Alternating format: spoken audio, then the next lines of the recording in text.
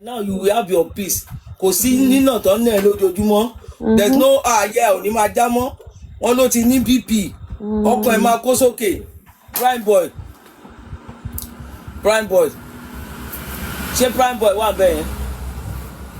Bẹ́ẹ̀ kẹ́ prime boy mute. Ó mute. Ó ti mute kò gbọ́. Àná náà ó ti sùn lọ lórí live.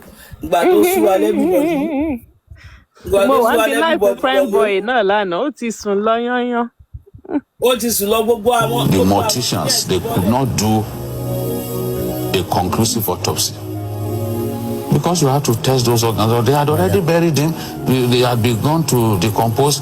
The organs were in a bad state. So could you say he was quickly buried on account of his according to him. But why are you guys like this?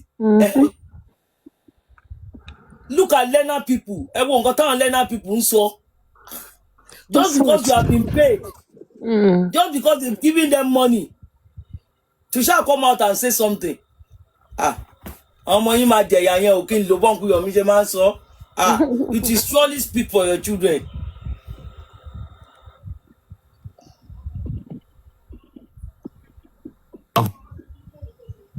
According to him, because he's a young man, that by their culture, they shouldn't keep him. Okay. Yes, that was what he said. But now, with the controversy over his death, the fact that he was buried too early, by the time an order was made to exhume his corpse so that his death can be investigated, the organs were already too compromised for a proper autopsy that would deliver the right results to be done. So they blamed the fact that he was buried too early and the state of his organs for the inability to get a conclusive autopsy. So as we speak now, there is really no conclusive autopsy. And just as the mortician said, you cannot blame anyone. You cannot say somebody that maybe there was foul play or whatever. But the only thing they can hold on to is the fact that that nurse is a primary. Yes, that nurse. Primary guilty party. Yes, the nurse didn't take the right steps. Yeah. And the injection that we gave him triggered. You know, there are some injections that they will give you that can even block your arteries. Oh, yes. Because not hitting the right vein. No, there are some injections that are too strong to be administered intravenously. All right. It will shut down your system, it will block your arteries. Yeah. So people. Thank you, Opoluwa. So why is the nurse not in jail for almost 3 years now? She's nowhere to be found. Recently in Wumi's interview, she said, and she's partying, she's going to nightclub, she's going for oble, and while she's inside the house mourning. And that was all she said about the nurse. Why the pressure was lórí nurse yẹn? Why the baba the station promote wo nurse to gun ọmọ npa? The last time we saw the nurse was the first time she came to Corona inquest, and what she said was that no ò rí bàbá rí. So ngba tó bá rí bàbá rí ta ló wá rí? Ta ló rí? Ọlọ́run á máa ṣe ìdájọ́ ọ̀rọ̀ Mohbad. Mo máa kọ́ ẹ̀kọ́ tó pọ̀ gan. Ọ̀rọ̀ lérí Olúwa ẹni tí ò bá fi kọ́ ẹgbọ́n gẹ́gẹ́ bí òbí gẹ́gẹ́ bí ènìyàn ẹni òun ò lè gbọ́n láyé mọ́. That look, when you are in this kind of situation, just go to the hospital. That's where you can get expert treatment. Not to call somebody into your house to start giving you injection. Because apparently, in fact, when I was discussing with my younger brother, my mother's last born, who is a medical doctor, he said when he read about what was pushed into mobile system, he knew that there was no way he wouldn't die. Yeah. Because she loaded the guy's system with too many injections that he didn't need. There was no medical restraint. Because he was in pains. So he was really in pains, according to witnesses, and the nurse was trying to see what things she could do just to bring down the pain. Wally, you know, as a patient, your healing starts the moment you are in the right environment. Sure. You know, you are attended to properly. Yeah. But again, the coroner is asking the police, has some knocks for the police too. Sure. Yeah, that's why the judgment is, is broad, And when we are talking about this tetanus issue, it starts from birth. You have to you have to get your children to be vaccinated. You have to assure that they take the necessary when they are very young, so as to minimize the damage this might cause. This particular injection, I've had people who had a similar experience. Just like Babajide said, if that injection was even administered wrongly in an hospital, there would have been an immediate remedy. Okay. There is something what would have given him that will stabilize. But we have a situation where he was being treated by an auxiliary nurse. An auxiliary nurse can only be an assistant. Oh yeah. He or she can only work. Ọ̀rọ̀ tó Sakudi, you are welcome ma. Nǹkan tá ti conclude nínú WhatsApp meeting yìí. Ipe kan gbé lórí nurse. Nǹkan tá ti conclude. Ipe orí nurse náà máa di everything lé lórí. Abẹ́ ti gbàgbé pé Ọlọ́run padà táṣìírí yín. Abẹ́ ti gbàgbé. You welcome ma. Ẹ gbàgbé pàṣírí yín tún pẹ́ ní pé òkè kan da everything lórí nọ́ọ̀sì pé negligence ni ó dáa ó mọ̀ ń tẹnu mọ́ Nàìjíríà ẹ mà já dìde ká jà fáwọn ọmọ wa tó kù ńlẹ̀ Mohbad ti lọ́ǹtì ẹ o gbogbo ìjà tá à ń jà ìtorí àwọn ọmọ wa tó wà ńlẹ̀ ni o most especially àwọn ọmọ tó jẹ́ pé wọ́n wà universities yẹn things can happen Ọlọ́run ní jẹ́ ká burú ṣẹlẹ̀ sáwọn ọmọ wa lórúkọ Jésù. Ẹ jẹ́ ká dìde tán lórí ọ̀rọ̀ ìlérí Olúwa, ẹ jẹ́ ká make sure pé àwọn tó pa ọmọ yẹn jẹ wọ́n kó wọn wá wọ́n jẹ ìyà tó yẹ kán jẹ. Supervision of a professional, either a nurse, with a certified nurse or a medical doctor. Yeah, but do you know this thing goes on even as we speak? Yeah, it's everywhere. Yes. That's why the judge was talking about regulating more regulation. There are some states don't even have corona law in Nigeria. Yeah. So Lagos is one of those few states where you have that. When there is an incident, let's do an inquest. An inquest so that we can prevent such things from happening. Oh yeah. Some people when people die the next 2 hours they are buried.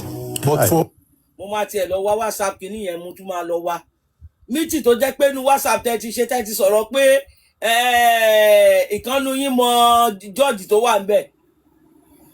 Abẹ́ ti gbàgbé pé gbogbo ẹ̀ la rí. Interest, it's always good to do inquest so that you investigate and then you learn lessons so that in future you can take precautions. So it's clear that his death could have been prevented. And I know there are other preventable deaths that have occurred even this morning. So we need to overhaul our health system. A stitch in time saves nine. Saves nine. Yeah. And what more can we say? Mohbad, we miss you. I hope lessons are learned. There is something in Jones that the coroner also suggested that this matter should be put to bed so that this boy can be buried and properly, so that I can get the rest, the spiritual rest that as we are talking now, people are shooting all kinds of videos, blaming this person, blaming that person. We really don't need that. The blame game does not help anything here. Yeah, the police affirmed that indeed Sam Larry bullied and assaulted him. Even we saw that on video. Ṣé bully ló fa bleeding tari tó pọ̀ lọ rẹpẹtẹ yẹn ṣé bully ni they play. But you can't conclusively say that both men, Sam Larry and Naira Marley, killed him. In this case, given the injection administered to him and the way he reacted to that injection, is it safe to say this was the cause of death? At least that is what they can hold on to with some level of evidence. Instead of, no, it is the wife. Oh, it is this person. Oh, it is that person. Oh, it's this person that that caused the death. In an extreme case, it's an arrow. Whatever that is. Hold on, please. Can I ask you a question? Does it mean you did not hear anything about the WhatsApp group where they mentioned that they will put all blames on the nurse? And you guys are here saying another thing. Nonsense that we are hearing. Let this matter be put to bed after this coroner's report so that they can give the boy the befitting burial that he needs and put closure to the matter. It's enough. All right, folks. The coroner's court sitting at Ikorodu, Lagos. And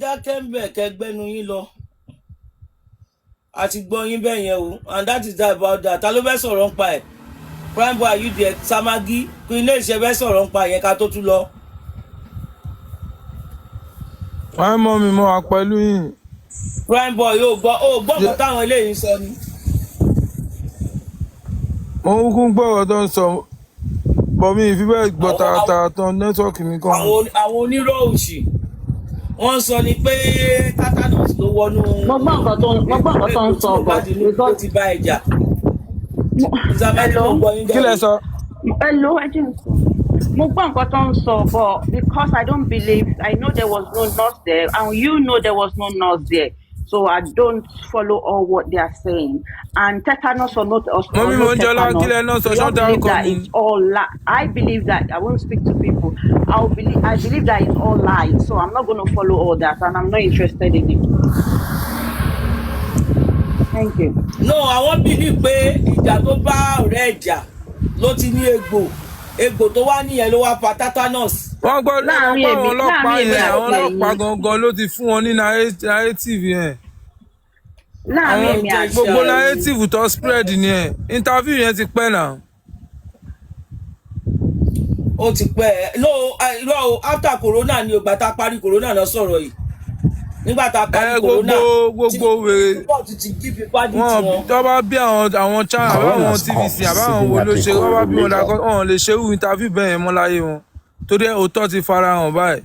So gbogbo time yẹn gbogbo nǹkan tọ́yìn publish ni tọ́lọ́ ní kọ́lọ́pàá máa publish mọ̀ tọ́lọ́pàá fi lè jáde tọ́lọ́pàá sọ wípé through the fight ní ó jẹ́ kẹ́ ti mọ̀ pé everything tí wọ́n stage ẹ̀ ni. So ó normal káwọn TVC àbáwọn kìíní àwọn TV station báwọn máa gbé. Wọ́n stage ẹ̀ ọlọ́run. Mo fẹ́ play. Má sọ̀rọ̀ ẹ prime, má sọ̀rọ̀ ẹ. Mo ní bọ́ stage ẹ̀ master stager ó tún stage so wọ́n tan àwọn náà ni.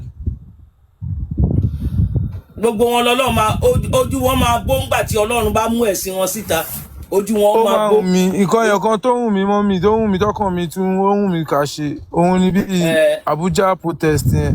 Mo mọ̀ pé Abuja ẹ̀ ṣáà ni the prince my daddy àwọn irú aláyé tó ṣẹ̀ṣẹ̀ wọlé yẹn irú ọlọ́pàá tó ṣẹ̀ṣẹ̀ wọlé yẹn. Jísù. Kásáré kéèyàn tún sáré kó sáré mọ àwọn èèyàn bẹ́ẹ̀ wọ̀n nífẹ̀ẹ́ compromise. Ó yá prime boy lọ bá ń fi ọ̀mí sọ̀rọ̀ tẹ́ bá ti sọ̀rọ̀. Òun ni kéèyàn wá béèyàn yẹn máa tẹ̀sán èèyàn gbọ́dọ̀ sọ̀rọ̀ díẹ̀ ká dákẹ́ torí time yìí a gbọ́dọ̀ wà active ni everybody gbọ́dọ̀ wà active. Mọ́mí Olúfúnmi gan ti sọ́ńbì lẹ́ẹ̀kan pé ká sọ̀rọ̀ ká dẹ̀ gbégbèsè ni kì í ṣe pé káwọn kan jókòó sórí TikTok kẹ́ máa dájú kẹ́ máa ṣe ẹ̀ lè yọ̀dí.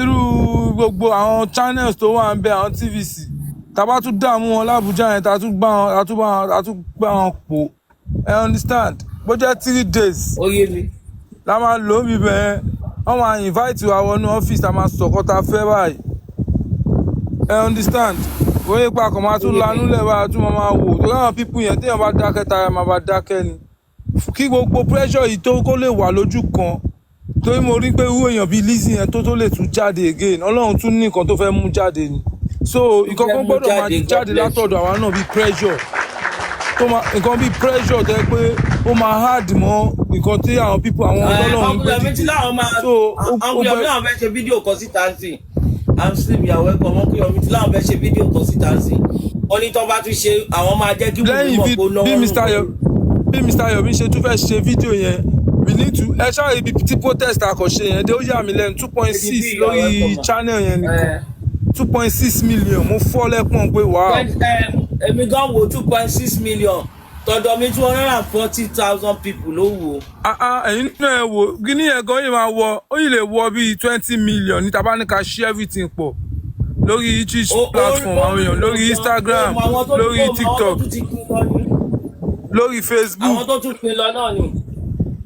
So irú kan wá yẹn sì kò ṣe pé atẹ́gùn máa tún fẹ́ sí ká tó tún gbé another step please mo bẹ̀ gbogbo ẹ̀yin abiyamọ ẹ má jò sú ẹ má jò rẹwà we need to come together again bó jẹ́ Abuja yẹn tí kéèsì yẹn tún wà ká tún fire on kò ní sú wa kò ní rẹwà torí àwọn pípù yẹn wọn ò sí mi o ìkan yẹn kan tó lè lò náà ju ògùn lọ torí àṣírí wọn ti tú Ọlọ́run tó dẹ̀ ju ògùn lọ wà so God is at work lèmi rí gbogbo eléyìí sí káwa má dẹ̀ lọ máa sùn nígbà tó Ọlọ́run bá ń ṣiṣẹ́ àwa náà gbọ́dọ̀ máa bọ́ lọ́run ṣiṣẹ́ ni so that's the way gbọ́dọ̀ jẹ́ nìyẹn. lágbára Ọlọ́run á túbọ̀ máa gbé àwọn èèyàn dìde láti support wa because it is not something we can do on our own. We need support from people so gbogbo àwọn tó dẹ̀ ń gbó tiwa wọn ò ní rí kú ọmọ inú ayé lágbára Ọlọ́run. Inshallah máa pé Mr. Yomi máa bá Mr. Yomi sọ̀rọ̀ pé ìgbésẹ̀ ọ̀la torí last time tí mo lọ sí Abuja yẹn ẹni tó yàn tì mí òun lálábọ̀dé ó lè òun fẹ́ lọ gbádùn tiẹ̀. ṣe rírun kan báyẹn kí prime boy lọ rí Yomi privately kò yé yín privately then ẹ lọ sọ privately bá Uncle Yomi sọ̀rọ̀ later then tó bá máa ní ìdílé kẹ pè mí kó connect mi mọ́ tó ti yẹ bẹ́ẹ̀ exactly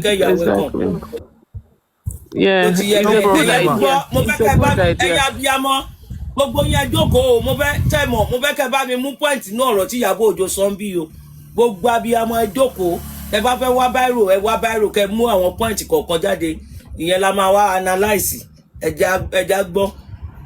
Mali, you wan influence you wan influence there was another post mo ń bọ̀ yẹ bọ̀ lápò oh God. You said he's your brother. So, I want to ask you a question. Hello, ma, mommy. Ẹ jẹ́ má bínú ẹjọ́ ṣé Lizzy Anjorin yẹn ṣé TikTok ló ti ń ṣe program on. TikTok mo ti wò TikTok màá share sí ẹ tó bá tún ti wà ń ta. Ẹ share sí mi. Irú èèyàn bẹ́ẹ̀ lèèyàn gbọ́dọ̀ tún jọ fọwọ́sowọ́pọ̀ torí àwọn náà máa ní. Ó wà lórí Facebook náà. Èmi fẹ́ kẹ́ pé èmi fẹ́ rí connection tẹ́ pé àjọ máa sọ one on one kò ń ṣe understand irú èèyàn bẹ́ẹ̀ la gbọ́dọ̀ máa mú mọ́ra la gbọ́dọ̀ máa mú wá sínú tẹ́ pé a gbọ́dọ̀ jọ máa torí irú máa ń ṣe máa hùn láti bá mi sọ̀rọ̀ normal so ó máa hùn mí tẹ́ pé a máa náà gbogbo. Mo lè bá ẹ kọ nọ́mbà ẹ wá kó mo lè bá ẹ kọ nọ́mbà ẹ náà. Yeah, mo need the number wọn ẹ bá mi get number wọn kí mo máa pè wọ́n sí. Mo lè bá ẹ kọ nọ́mbà ẹ jẹ́ kí n ṣe tán létà máa bẹ́ẹ̀ kọ́. Ẹni tọ́lọ́run dúró tì ní torí ẹ máa ń pẹ́ ẹni tọ́ títì tí ò ṣubú náà ni. Bẹ́ẹ̀ ni o. So àwọn èèyàn bẹ́ẹ̀ justice fighter náà ni abiyamọ dẹ̀ lòun náà. So please irú àwọn èèyàn bẹ́ẹ̀ la gbọ́dọ̀ tún jọ fọwọ́sowọ́pọ̀. Ó ní wọ́n ti tìhun títí ó nígbà tó jẹ́ pé òótọ́ lòun ń sọ. Ó ní kó tún kó petition wá báyìí náà. Ó náà mọ̀ pé òótọ́ lòun ń sọ. Lizzy Anjorin yẹn legend lòun náà kéré.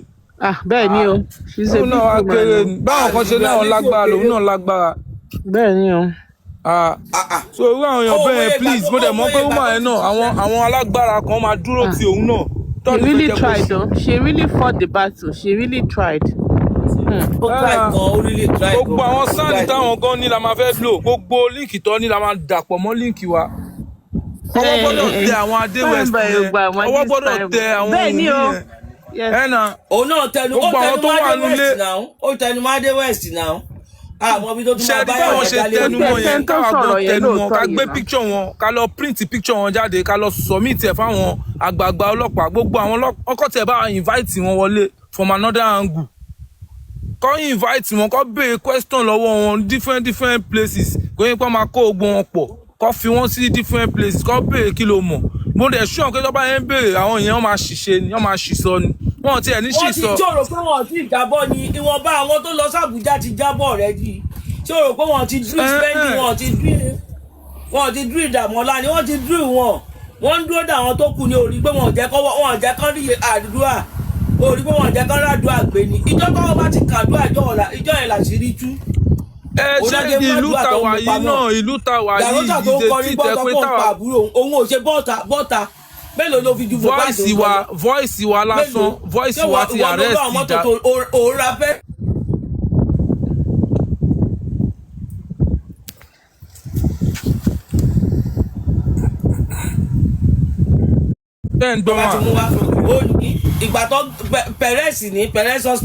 Perez Medcare Hospital, a private healthcare center where singer Ilario Lua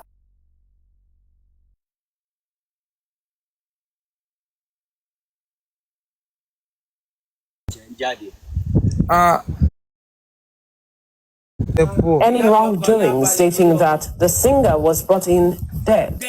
The hospital also debunked rumors that the singer was admitted into the hospital, saying he was never a patient at any point. The hospital also said the nurse who administered treatment on the late singer at home is not a staff of Perez Medcare Hospital. And the video of the medical facility circulating in the media space in which Mohbad was seen alive and receiving treatment is not Perez Medcare Hospital. Meanwhile, the Lagos State Police Public Relations Officer SP Benjamin Hundeyin has reassured Nigerians that there was no foul play involved in the autopsy of Mohbad. While making the statement via his official social media page on Monday evening, he says, quote, as assured by the CP, that's the Commissioner of Police, the autopsy was promptly carried out by some of the best forensic pathologists in the country in the presence of family members, end quote. He also urged the public to remain calm while awaiting results and confirmed that other aspects of the investigation are progressing and the culprits would soon be brought to book. Oko that the police had announced last week that the autopsy of the late singer Ilario Lua Aloba, popularly known as Mohbad, has been completed. Release àdúrà fún wa. Perez ni tí Wùmí ní pé ńgbà táwọn gbé hospital wípé after 15 minutes ó tún yá oníkan after 20 minutes ó ní they declare him dead. On dẹ̀ ní hospital ní pòkù náà gbé wá sọ́dọ̀ àwọn. Ńgbà tó wá gan sí corona inquest ó ló ti gan lẹ́yìn wá. Ńgbà tó gbé wá ó ló ti gan lẹ́yìn ó ti gan wá. ń bọ̀ jáde ẹ wòran.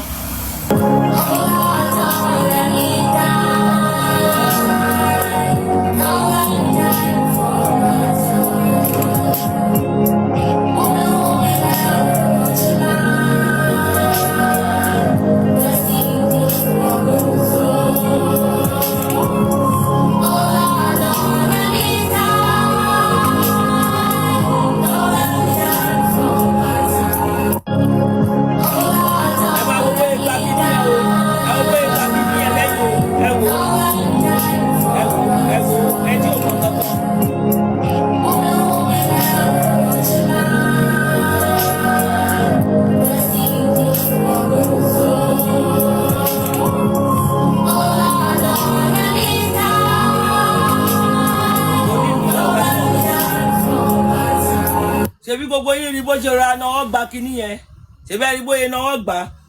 Now nígbà tí à ń sọ̀rọ̀ pé thank you sir ìgbà tá à ń sọ̀rọ̀ pé tó bá jẹ́ pé orúkọ ọmọdé yìí Williams ló ń jẹ́ ibi tẹ́ ti máa gbọ́n sí ni ẹ̀yin ẹ gbọ́ tó bá jẹ́ Williams ló ń jẹ́ Mohbad ṣàdáhùn pé Williams lórúkọ ọmọ náà mo fẹ́ kẹ́ gbọ́n sí. Mohbad Junior, his name is Light. Light, wow, nice. Now, boy, he's a boy. This smoke is here. Yeah. Mohbad Junior, his name is Light, wow, nice. Now, boy, he's a boy. This smoke is here. Yeah. Mohbad Junior, his name is Light, wow, nice. Now, boy, he's a boy. This smoke is here. Ọ̀rọ̀ tí mo ń sọ nìyẹn. Prime boy ṣó wà ńbẹ̀ yẹn. Prime boy, are you there? Nígbà tí pẹ̀lú ìmọ̀ mi mọ́ pẹ̀lú ìmọ̀. Ó yá gbọ́ nǹkan tí Curtis sọ ń bì. Gbọ́ nǹkan tí Curtis sọ ń bì. Mohbad Junior. His name is Light. Light. Light. Wow, nice. That boy? He's a boy. He smoke and girl. Yeah. Mohbad Junior. His name is Light. Light. Light. Wow, nice. That boy? He's a boy. Mo mọ̀ pé mímí o tún ti wá bí àbí mo mọ̀ pé o tún fẹ́ wá ṣiṣẹ́. Ẹnà Light náà ló pe Fẹ́mi náà. Mo ní kí ni ìtumọ̀ Liam. Ìgbà tí mo bèèrè lọ́yẹ̀ kí ni ìtumọ̀ Liam. Mo ní Liam is Light. Mo dẹ̀ ní wow. Ó sọ ọmọ ẹ̀ so ìwọ náà ó sọ ọmọ ẹ̀ ní ìmọ́lẹ̀ in another language nìyẹn. Kọ́tẹ́mi dẹ̀ sọ fún nìyẹn. So now ó dẹ̀ wá ńgbà tó dẹ̀ máa kọrin pa ọ̀rọ̀ ọlọ́mọdé ó ní let me show you where the light is. Only let me show you where the light is. How we do things, how we party. Only let me show you where the light is. Only Marita be like Maria. Only I go turn Joseph ama be Jesus. Marita be like Maria. Ola ma ṣe bó ṣe wù wọ́n kò ní ṣèṣù. Ẹ wá bọ́ síbi àwọn kan ní Williams ló ń jẹ́. William ní kọ́kọ́. Willie ló ń jẹ́. Willie. Yeah. Mohbad Junior. His name is Light. Light.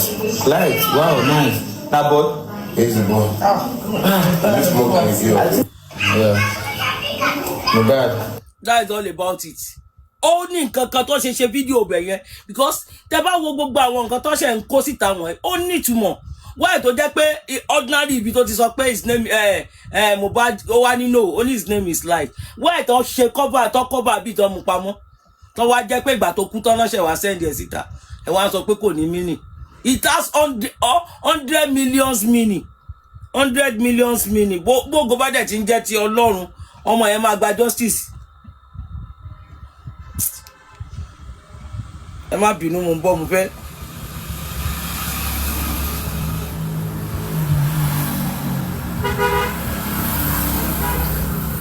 Mo fẹ́ ká tú ọ̀rọ̀ Lizzy mo fẹ́ ká tú ọ̀rọ̀ Lizzy yẹn ká tú gbọ́ dáadáa ni. Ẹ já tú ọ̀rọ̀ Lizzy yẹn gbọ́. And this is not something that you slash nǹkan ló sọ. Mo ń bọ̀ ẹ̀jẹ̀ má bẹ̀rẹ̀. Governor Osun State. Àwọn diaspora tó ṣe jí mo fẹ́ ẹ̀yin màámi àtẹ̀yin bàbá mi tẹ̀sẹ̀ jí ń diaspora ẹ jọ̀ọ́ ẹ bá fetí sí kinní kẹ́ gbọ́ dáadáa jọ̀ọ́ ẹ bá fetí sí dáadáa.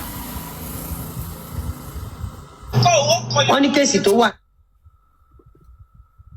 lẹ̀.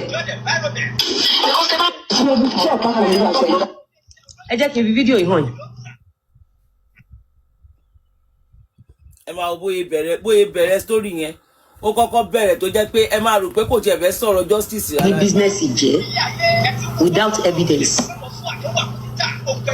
Ẹ bá wa wò dáadáa ẹ wò. Ǹjẹ́ ti rí kọ́pì aṣọ yìí níta? Ǹjẹ́ yìí ti rí kọ́pì aṣọ yìí níta? Ǹjẹ́ yìí ti rí kọ́pì aṣọ yìí níta? Mọ́mí Olúwakẹ́mi, God bless you ma. God bless you. Ǹjẹ́ rí níta? Ǹjẹ́ rí níta? Ẹ rí kọ́pì aṣọ yìí níta bí? So kí ló dé tí Gistlover ṣe wá ń sọ pé.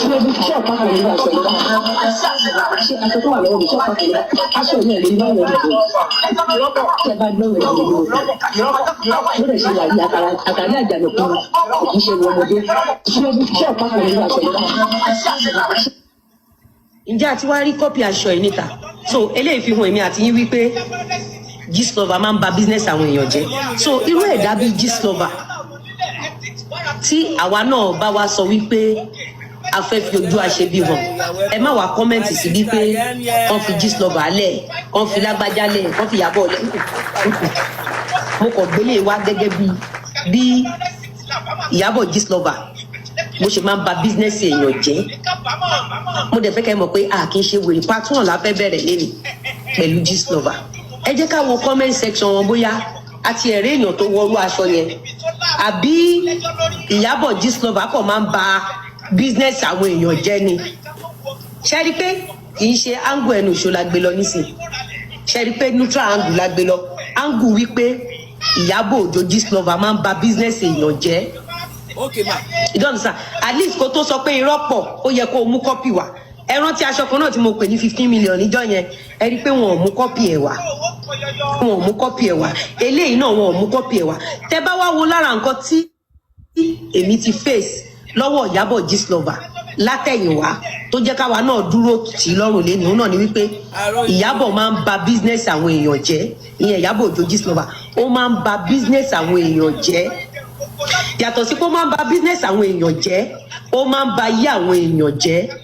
So nígbà kan wá fún mi ní message Mohbad yẹn pé Mohbad need justice, pé ká sọ fún gbogbo àwọn tó lọ síbi wedding ọmọ Ìyábọ̀ Gistlover wípé gbogbo wọn pátápátá lọmọ wọn máa kú ní rèwerèwe.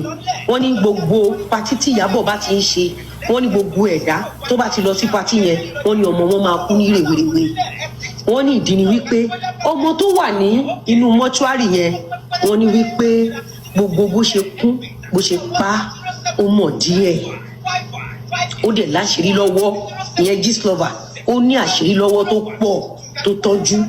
Wọ́n ní gbogbo pé ó ń ṣe fíìmù yẹn, wọ́n ló ń yáwó ni o, wọ́n ló kọ̀ fi ń divert mind àwọn èèyàn tó rà bèrè wípé nǹkan táwọn èèyàn sọ ni pé bí wọ́n bá ń sọ̀rọ̀ ẹ̀ lọ bóyá wọ́n bá kọ lówó fíìmù, wọ́n ní kì í ṣe bá ń pa olówó fíìmù pé fíìmù tó ṣe lánàá kí ló jẹ bọ̀ ń bẹ̀, ta ló mọ̀ pẹ̀lú ẹ̀. Wọ́n wá ní kì í ṣe òun nìkan ló máa sìnkú ọmọ o, wọ́n ní gbogbo àwọn tó bá lọ sí pàtí ẹ̀, àwọn tó bá lọ sí functions ẹ̀, wọ́n ní because Mohbad ṣì wà ní mọ́ṣúárì. Wọ́n ní orí aláìṣẹ̀ dẹ́ pọ̀ tó ń béèrè fún ẹ̀san kíkún látàrí. So ẹ jẹ́ ká sáré wo comment ṣẹ́rí pé ní comment section yìí àárí anybody tó wọrú aṣọ yẹn, ṣẹ́rí pé comment section àárí anybody tó wọrú aṣọ yẹn, ṣẹ́rí pé ní comment section àárí anybody tó wọrú aṣọ yẹn. So ìyẹn túmọ̀ sí pé Gistlover Ìyábọ̀ Òjó ó máa ń ba business àwọn èèyàn jẹ́. For those of you tẹ́ máa ní pé kán dákẹ́, kì í ṣe pé àwa náà ò lè dákẹ́, but tó o bá ṣiṣẹ́ débi táwa náà ṣiṣẹ́ dé, o ò lè máa wòran kán ba títí ẹ jẹ́, o ò dẹ̀ lè máa wòran kán ba business ẹ jẹ́. Lára iṣẹ́ tí mo mọ̀ tí Ìyábọ̀ Òjó Gistlover mọ̀ ṣe jù láyé yìí ni pé tó o bá ti fún lówó mọ́ London Gistlover, ó máa ba business ẹ jẹ́, ó máa ba business ẹ jẹ́. Ṣé pẹ̀lú evidence tí mo fi hàn yín sìn, ṣó justify ká padà sí kéèsì Mohbad àbí kò justify? Tẹ́ ẹ bá fẹ́ ká padà sí kéèsì Mohbad, ẹ sọ pé ká má padà. Tẹ́ ẹ bá fẹ́ kí bóun náà ṣe ń ba business oní business jẹ́ yìí, káwa náà máa tú àṣírí ẹ̀ bó ṣe lọ tọ́jú Mohbad sí mọ́ṣúárì. Tẹ́ ẹ bá fẹ́ ká tú àṣírí ẹ̀, ó yá ẹ sọ, ẹ ti rí, ó yá.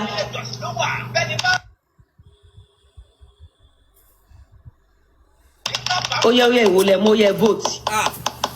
Prince mi ẹ ti ṣe tán, kékeré ló kù báyìí, ẹ ti ṣe tán.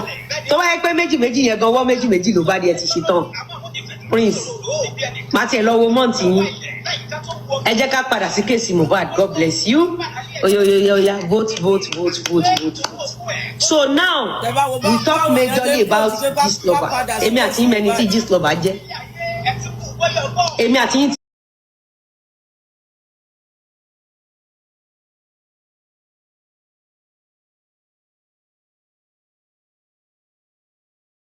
Gistlover alẹ́ ṣe ní sọ bẹ́ẹ̀ pẹ̀lú nǹkan tẹ̀yin náà rí yìí, ṣe ní sọ bẹ́ẹ̀. Now ẹ jẹ́ ká lọ sínú, ẹ jẹ́ ká lọ sí, ẹ jẹ́ ká lọ sí lórúkọ bàbá, lórúkọ ọmọ àti lórúkọ ẹ̀mí mímọ́.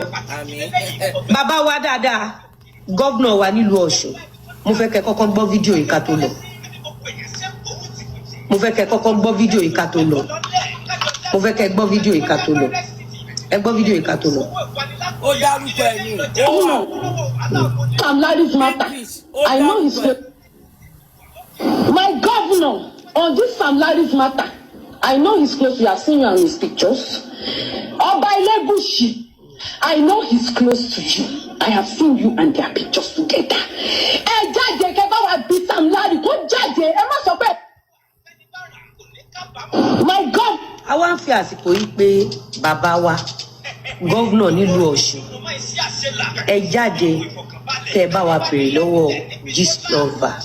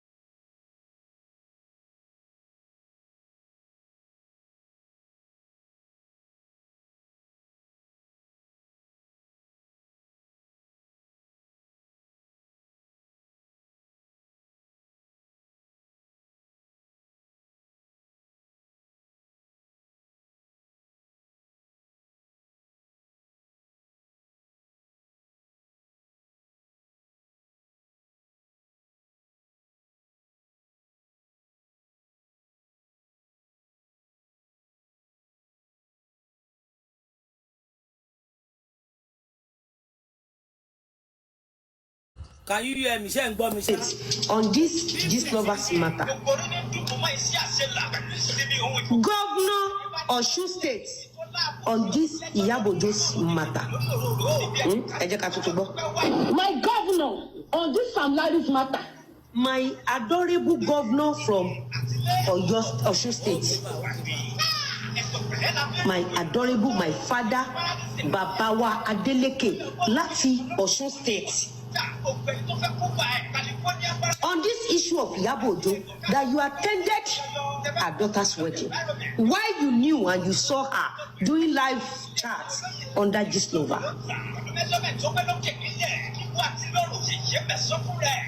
We also saw how Gislova Iyabo wrote an official letter for Mohbad's dead body to be exhumed. Now, my dearest father, the governor of Osun State, my adorable Abiyamo father, Governor Adeleke,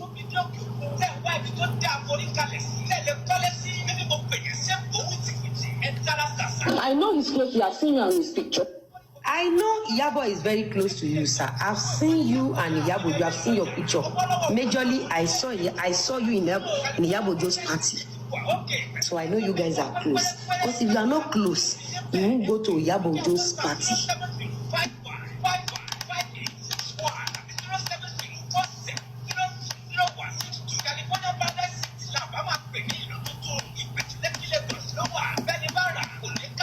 Ẹ kò máa sọ pé Lizzy Anjorin á dá fún ẹ tí ó pọ̀. Lizzy Anjorin á dá fún ẹ tí ó pọ̀. Lizzy Anjorin á dá fún ẹ tó pọ̀. Ẹ bá ti ní Lizzy Anjorin á dá fún ẹ tó pọ̀. Ẹ máa ní Iyabo Gislova ikú wo ló pa Mohbad. Kẹ wá máa bá mi táàgì dáàdì mi. Gọ́vnọ̀ wa Ọ̀ṣun, bàbá gọ́vnọ̀ Adeleke. Ẹ bá wa bẹ̀ Iyabo. Ẹ máa bá mi kọ, ẹ jẹ́ kí kọ́mẹ̀ntì yẹn máa lọ. Gbogbo abiyamọ tí wọ́n ní gbé òkú ọmọ wa ká ẹ mọ́lé. Mo fẹ́ kó máa bá mi kọ bẹ̀.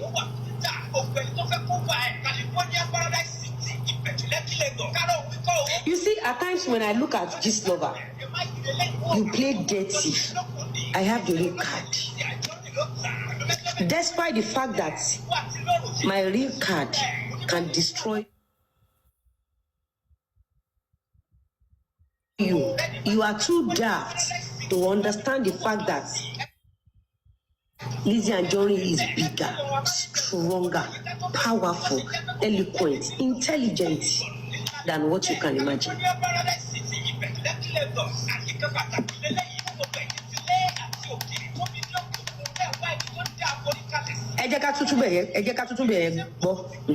My governor on this.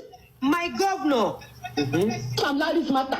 On this Gislova Iyabojo's matter, my governor from Osun State.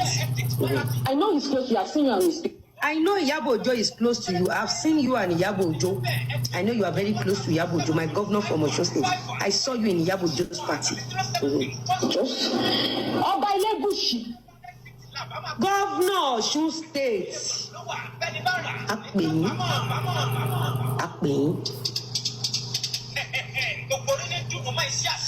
Governor Osun State, Akpeyin. And níbi báyìí, a máa continue àti pè yín sà. Daddy mi bá gbé court letter 1 billion wá sà. A máa continue àti pè yín níbí. Torí ẹ̀rí wà lọ́wọ́ wa pé lọ party Iyabo Gislova. Ṣé mọ̀ pé tá bá dé court wọ́n ní ẹ̀rí ẹ̀dà, ẹ̀rí ní gbogbo. Àtúwá gọ́vnọ̀ mi, a sì máa dárúkọ gọ́vnọ̀ yẹn lọ. Bá a ṣe máa ń ṣe nìyẹn. Your comment is... Hello, Christopher. Something. Hello, Christopher. Whatever, you are welcome, man. Hello, Christopher, do you want to say something?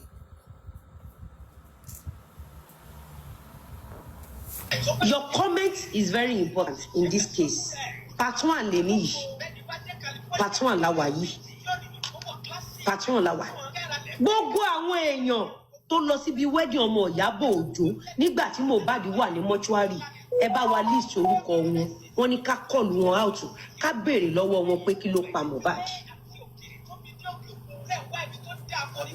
Now, ṣé rí pé Gistlover ló kọ́kọ́ bẹ̀rẹ̀ kán máa pe àwọn èèyàn ńláńlá tó bá rí mọ́ ẹni tó fẹ́ waste ẹ̀mí ẹ̀. Àbí mo ń gbọ́. I know he's close to you. I have. My governor, I know Iyabo Ojo is close to you, sir.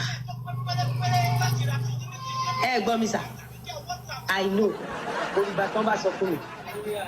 Because àjọ rí yín party. Àjọ rí yín ní party.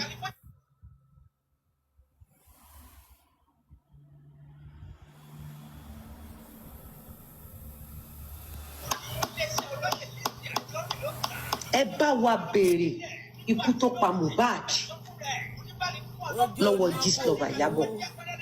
Ẹ bá wa. It is very important, sir. My dearest father, it is very important. Jáde, ẹ má sọ pé. My governor. Ẹ jáde. Ẹ má sọ pé ẹ mọ̀ Iyabo. Ẹ má sọ pé ẹ mọ̀ Gistlover. Ẹ má sọ pé ẹ mọ̀. Ẹ má sọ pé ẹ mọ̀. A rí yín papọ̀, a rí yín tẹ̀ ń spray owó ní pàtí ẹ̀ nígbà tí Mohbad wà mọ́ṣúárì.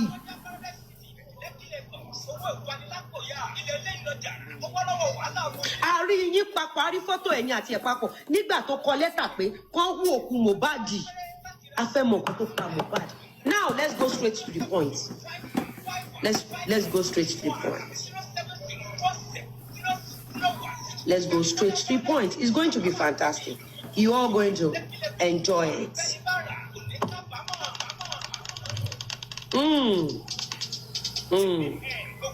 Oda, ẹ ṣé. Àwọn kan fún mi ní information kan. Ẹ ṣé. Now, bàbá wa governor ní Ọ̀ṣun state. Ẹ bá wa béèrè lọ́wọ́ Iyabo Gistlover. Ikú tó pa Mohbad. Kí ló pa Mohbad?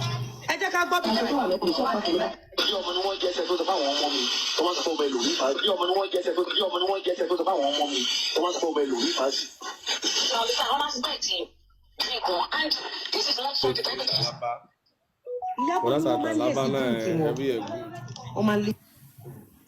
Hello, Mr. Bizoba, Jebe Sonkoni. Obodo boss of Galileo. Jebe Sonkoni. I'll block you. Rubbish. Gistlover is emphasizing of one man lazy drinking one. Listen to it. Now listen, I'm not biting. Drink one, and this is not something that everybody is flashing also. Because the man wants to pay first day. So we'll see Mohbad will key. First time to lọ sí ilé Mohbad tó lọ kí ta ni. Ìyàwó Mohbad àtọmọ ẹ̀ tí wọ́n bá màmí. Ó lọ kí ìyàwó Mohbad àtọmọ ẹ̀. What was your connection between yourself, Mohbad, and ìyàwó Mohbad? You once told Nigeria that you never met Mohbad, you did not know Mohbad. Now, Gistlover, what was the connections? What was the relationship between you and Mohbad?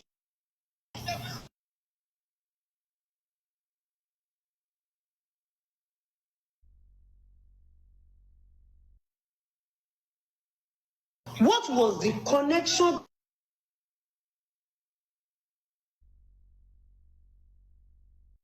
between you and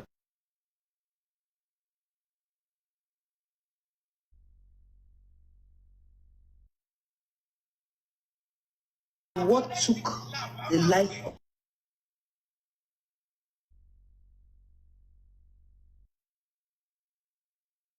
of Mohbad?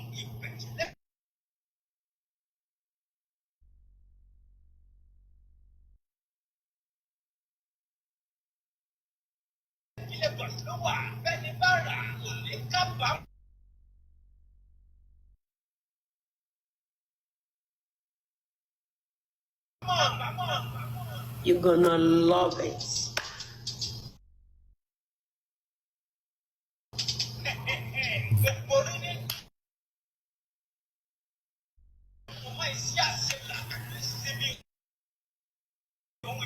Tí n bá rí ẹni APC pẹ̀lú Iyabo tí yín bàjẹ́. Tí n bá rí ẹni PDP pẹ̀lú Ìyábọ̀ tí yín ta. Tí n bá rí ẹni Labour Party pẹ̀lú Ìyábọ̀ tí yín sọnù. You want person. Passing. Just me cost. She told us that keep money. Nígbà tí yẹn tí wọ́n gbé nígbà tó ti kú yẹn wọ́n tó ṣe fídíò kí if your hands are clean from it you go and clean. Tell us this lover, tell us, you said it yourself, you once told us that you did not know her, and here you told us that when you saw that he had spied, you quickly rushed to his house. For what? Because if any celebrity, any politician wants to be identified with Yabojo, we all should hold you for an accountability of what really by Mohbad.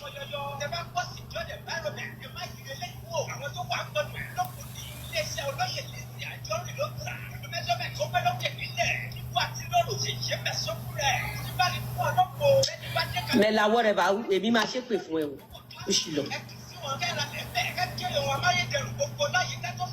President says if you join APC, all your sins are forgiven. Is it sin of murder? Is it a sin of murder? We lost a Yoruba angel. If the president said, if you are a sinner, you can come back to a sinner. President is not saying if you are a killer or if you're a criminal or if you're a terrorist. Governor, the president said that you can join APC. President says if you join APC, all your sins are forgiven. Not a criminal, not a killer. Not people that has to do with murder. Know that and know peace. Now, let's continue. If she join APC tomorrow, she can join APC and APC will not join her. Am I communicating? Yeah. Iyabo can join APC, but if APC join Iyabojo, we will ask APC, what by Mohbad? What happened to Mohbad? Yes, thank you. Is it not our right to know what by Mohbad? It's our right now. If Iyabojo joins any party, it's none of our business. But if any party join Iyabojo, we will ask them what by Mohbad. And it's going to be a very long matter. A very long matter. A very long.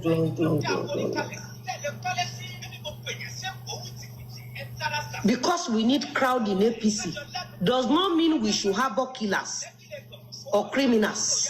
Because we need crowd in PDP does not mean we should be attending events of killers.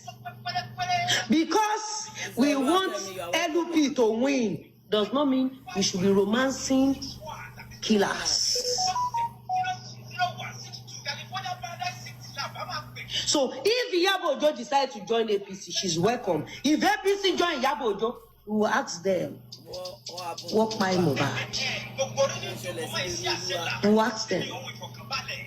And if they really want to join Gist Lover, they would have ignored the call out of the Nigeria airport. But for APC to have responded less than 24 hours, it means APC are not ready to join the criminals. APC are not ready to work with the killers. Am I communicating? Am I communicating? Am I communicating? Help me share this show. As you are typing, this is Johnny Adaraku Etiopo. Be helping us to ask. Our governor in Osun State, help us ask Gist Lover, walk by Mohbad. It's very important.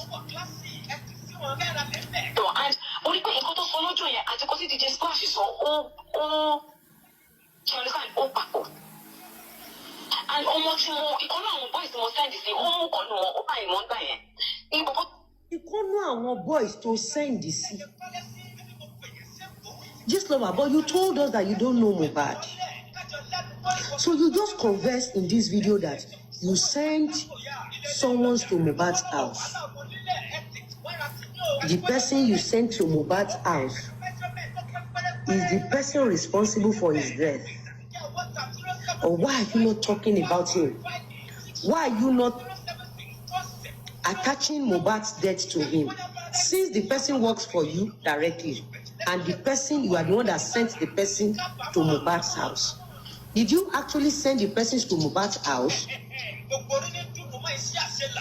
for something else, or you sent him to Mohbad's house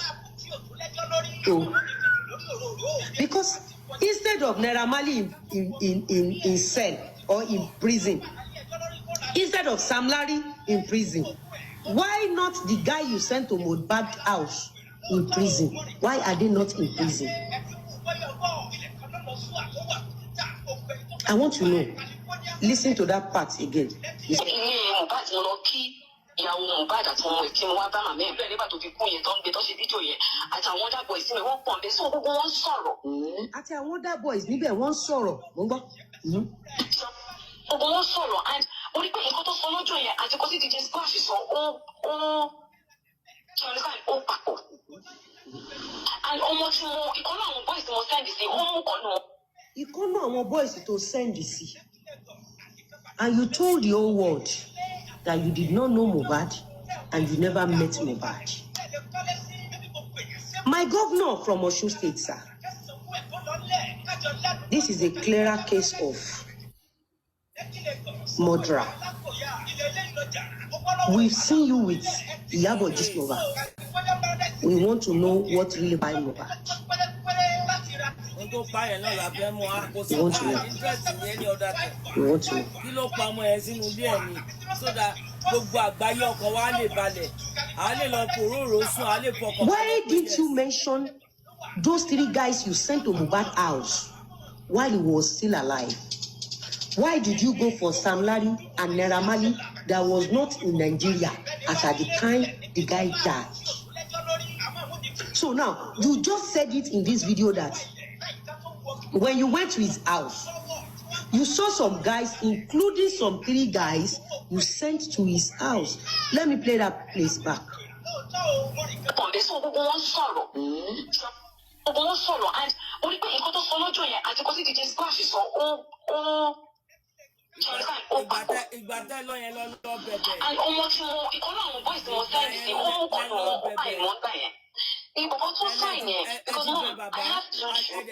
So Mohbad has grown to the level that he has been signing some signees under himself, and you pin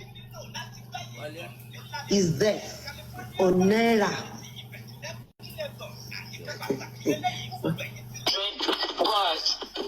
By the grace of God, I've been able to raise a lot of children.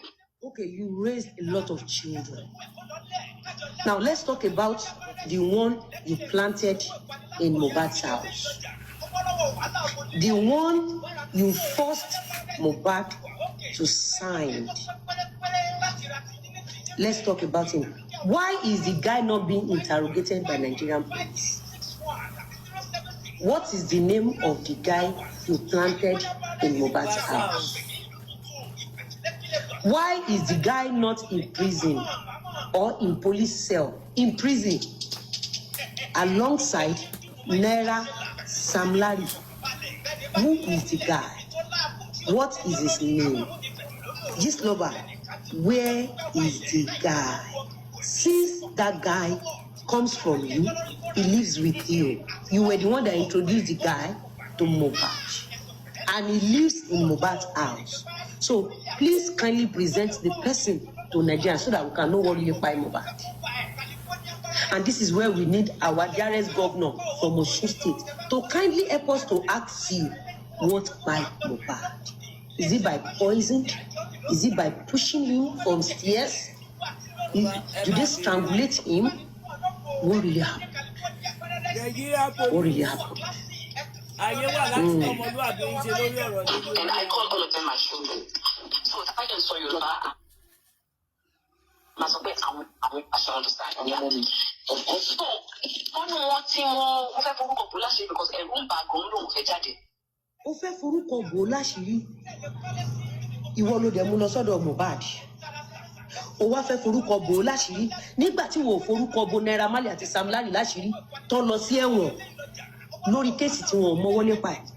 Ṣé o fẹ́ forúkọ bò láṣìírí nítorí pé ó mọ̀ nípa ikú yẹn ni? Àbí pé o fẹ́ forúkọ bò láṣìírí nítorí pé òun gangan ló bẹ carry out ikú yẹn? Question ni mo ń béèrè. Àbí o fẹ́ forúkọ bò láṣìírí nítorí pé ìbẹ̀rẹ̀ àti òpin ikú tó pa Mohbad, he was fully aware. Then why is the boy's name not on social?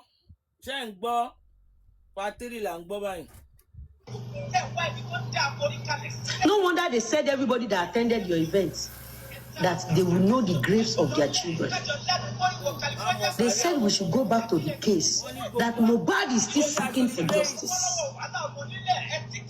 1 or 2? I'm Slim. 1 or 2? Should I start from 1 or 2? I'm Slim. Should I start from part 1 or part 2?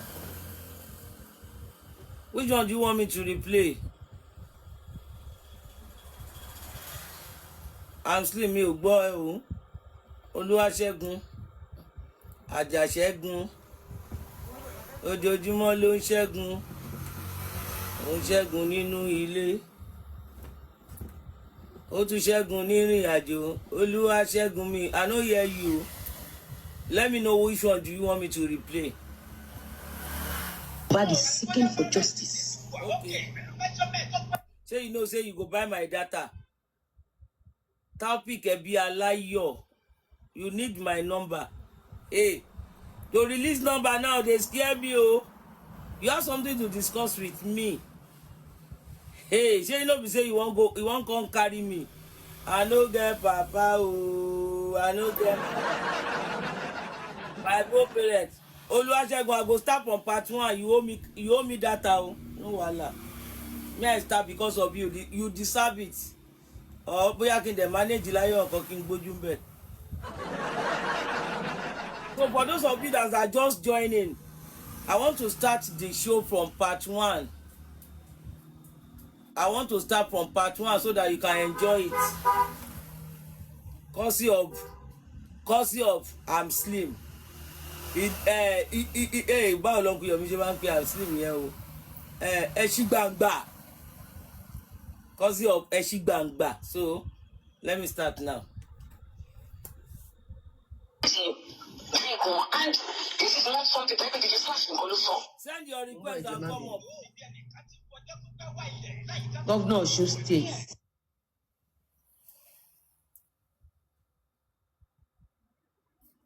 You will enjoy it though. That is how she start though. So for Kambale, you will enjoy her show very well. Wọ́n ní kéèsì tó wà.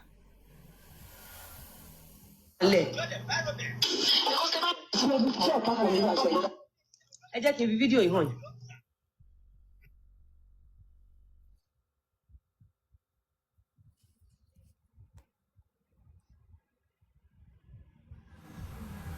Péjì ẹ wo kíní.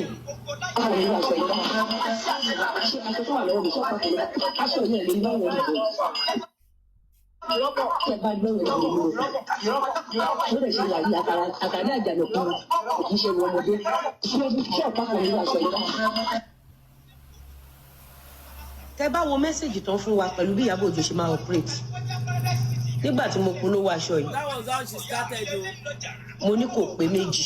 Happy house renovation. Ìyábọ̀ Òjó wá forin sí pé irọ́ pọ̀, ìtumọ̀ ni pé Ìyábọ̀ Òjó ń ba bísínẹ́sì ọ̀tá wa jẹ́.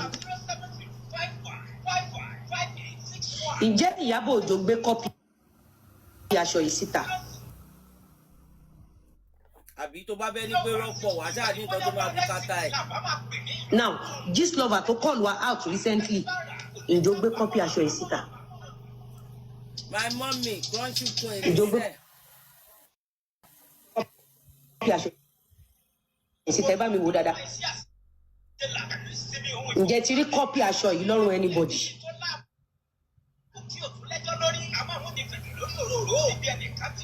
ẹ máa dá mi lóhùn gbogbo abiyamọ tí ò ní fojú sunkún ọmọ ǹjẹ́ ti rí kọ́pì aṣọ yìí lọ́rùn anybody so gist lover kọ̀ mọ́ ó máa ń ba business oní business jẹ́ without evidence. Now I guess wípé nǹkan tó fà á tó fi wá padà call her out náà nìyẹn pé ṣé wọ́n fẹ́ lọ burú ni èmi náà máa dì pẹ̀lú ẹ̀ so reason why nìyẹn tó fi ibi tó ti bẹ̀rẹ̀ nìyẹn pé ó lọ ń pé ọjà tó ń polówó ó wá lọ síbẹ̀ ó ń lọ sọ pé irọ́ pọ̀ so ọ̀rọ̀ ẹ ló wọ́n explain ó máa wọnú ẹ̀ lọ́gbọ́n ṣe pé ó láwọn kan pé wọ́n sọ fóun pé ẹ̀jẹ̀ Mohbad ń béèrè fún ìdájọ́ wípé so gbogbo àwọn tó bá lọ sí wedding ọmọ Ìyábọ̀ Òjó pé gbogbo wọn ló máa gbọ́mọ sí pátá pé torí pé Mohbad sì wà mọ́ṣúárì pé kí náà celebrate Ìyábọ̀ fún so nǹkan tó ṣẹlẹ̀ nìyẹn máa gba. ẹ bá wa wò dáadáa ẹ wò ǹjẹ́ ti rí kọ́pì aṣọ yìí níta ǹjẹ́ yìí ti rí kọ́pì aṣọ yìí níta ǹjẹ́ yìí ti rí kọ́pì aṣọ yìí níta ǹjẹ́ rí níta ìyá ọba ǹjẹ́ rí níta ẹ rí kọ́pì aṣọ yìí níta àbí so kí ló dé tí gist lover ṣe wá ń sọ pé.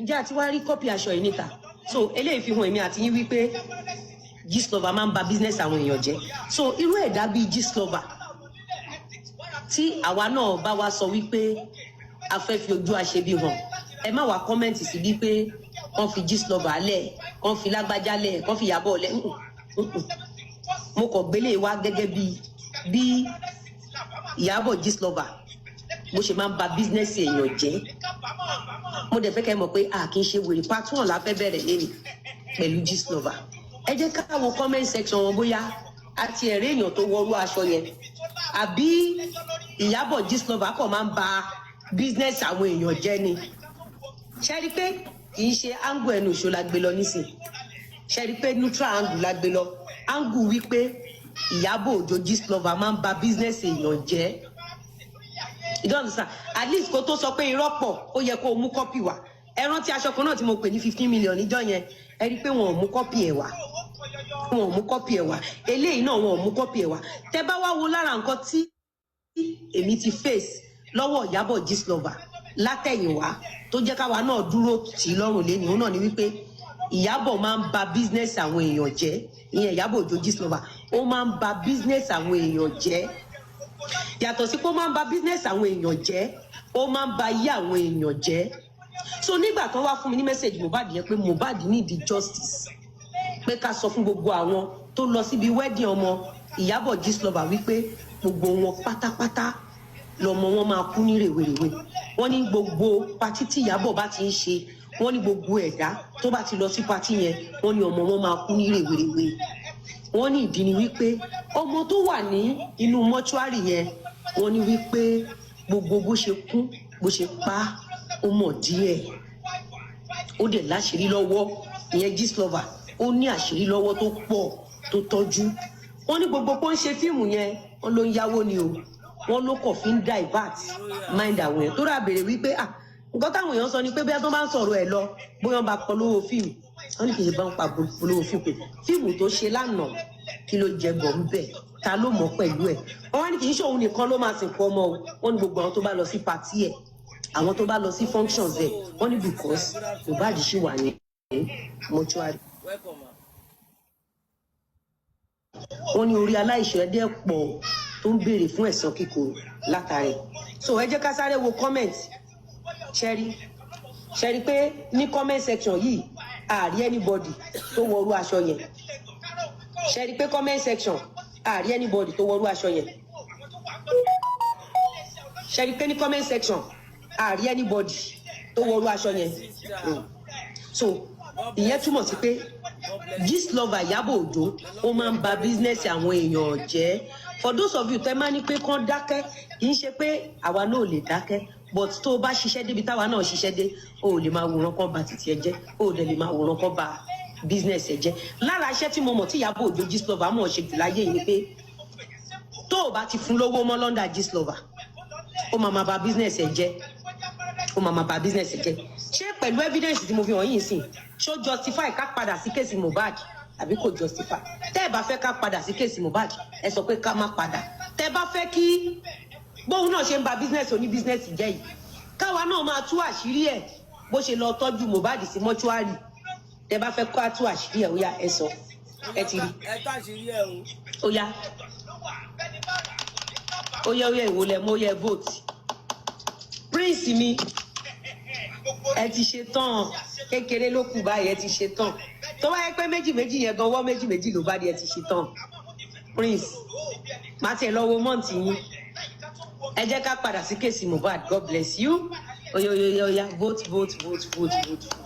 So now we talk majorly about Gistlover èmi àti yín mẹni tí Gistlover jẹ́ èmi àti yín ti mẹni tí ṣẹpẹtẹrì awọkáwọ òbosù lẹlẹ Gistlover èmi àti yín mọ ẹni tó jẹ́ ṣé tá bá padà sí kéèsì Mohbad ṣé ẹ ní sọ wípé ká fi awọkáwọ di kìlà Gistlover lẹ ṣé ẹ ní sọ bẹ́ẹ̀ pẹ̀lú nǹkan tẹ̀yin náà rí yìí ṣé ẹ ní sọ bẹ́ẹ̀ now ẹ ṣe ẹ jẹ́ ká lọ sínú ẹ jẹ́ ká lọ sí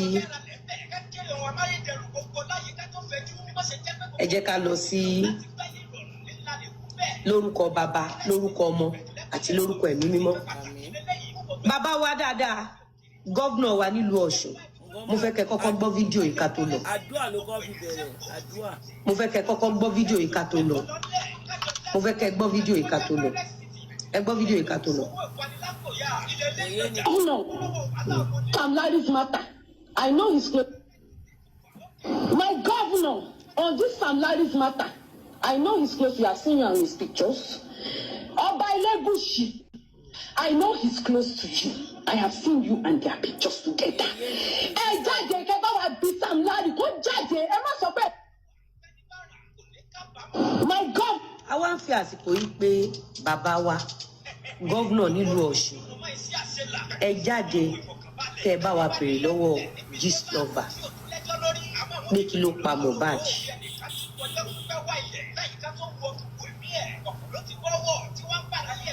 Bàbá wa gọ́vnà wa nílùú Ọ̀ṣun bàbá dáadáa bàbá tó máa dáa fún tẹ̀yin náà máa jẹ wọn mọ́ gẹ́gẹ́ bí gómìnà tẹ́ promise wa wípé ẹ máa dáàbò bo ọmọdé ẹ máa dáàbò bo àgbàlagbà lẹ sọ fún wa. ṣe rí wípé ẹni tẹ́ lọ síbi wedding náà ọmọ ẹ rí bó ṣe call out orí aláìṣẹ̀ tí ò mọwọ́ tí ò mẹsẹ̀ tó ní àwọn náà pa Mohbad. Now àṣírí WhatsApp group ti tú bàbá wa gọ́vnà nílùú Ọ̀ṣun bàbá wa Délékè bàbá dáadáa at least ẹ̀yin náà ṣàgbọ́ nípa kéèsì Mohbad dáadáa tẹ́ bá dẹ̀ wo ìlú tí Mohbad ti wá kò jìnnà sílùú yín ǹjẹ́ lè bá wa bí Gistlover tẹ́ ẹ lọ sí pátí ọmọ ẹ̀ ìyẹn Ìyábọ̀ Gistlover tẹ́ ẹ lọ sí pátí ọmọ ẹ̀ bàbá wa dáadáa ẹ bá wa bí pé kí ló mọ̀ nípa òkú Mohbad. ṣé ń gbọ́ nǹkan tí mo sọ my mommy silent is west he send me money. Okay. I'm trying to explain for you that is why as in no pick. Okay, no wahala ìyá mi máa bá yín sọ̀rọ̀ later. Ẹ ṣé o mommy silent is ghosting ẹ ní rí kú ọmọ nú ayé o Orísun yín ò ní gbẹmọ o àṣírí ọjọ́ kì í tú àṣírí yín ò ní tú o ní gbogbo ọ̀nà gbogbo bí tẹ́ bá ti dé àwọn ọmọ yín ara láàánú ẹ ní kàgbákò ẹ ní rí dààmú nú.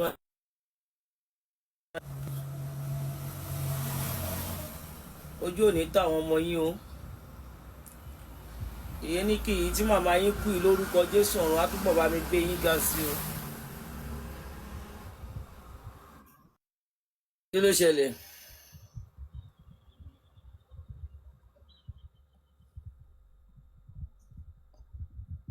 What happened again?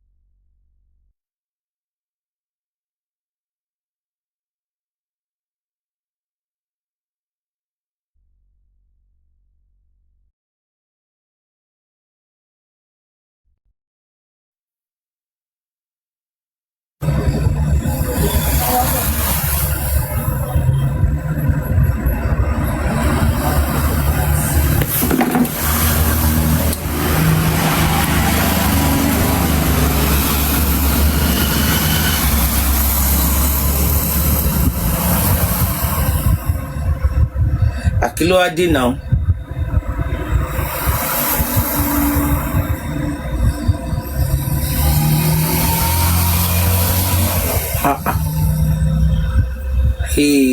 Ẹ gbà mí o.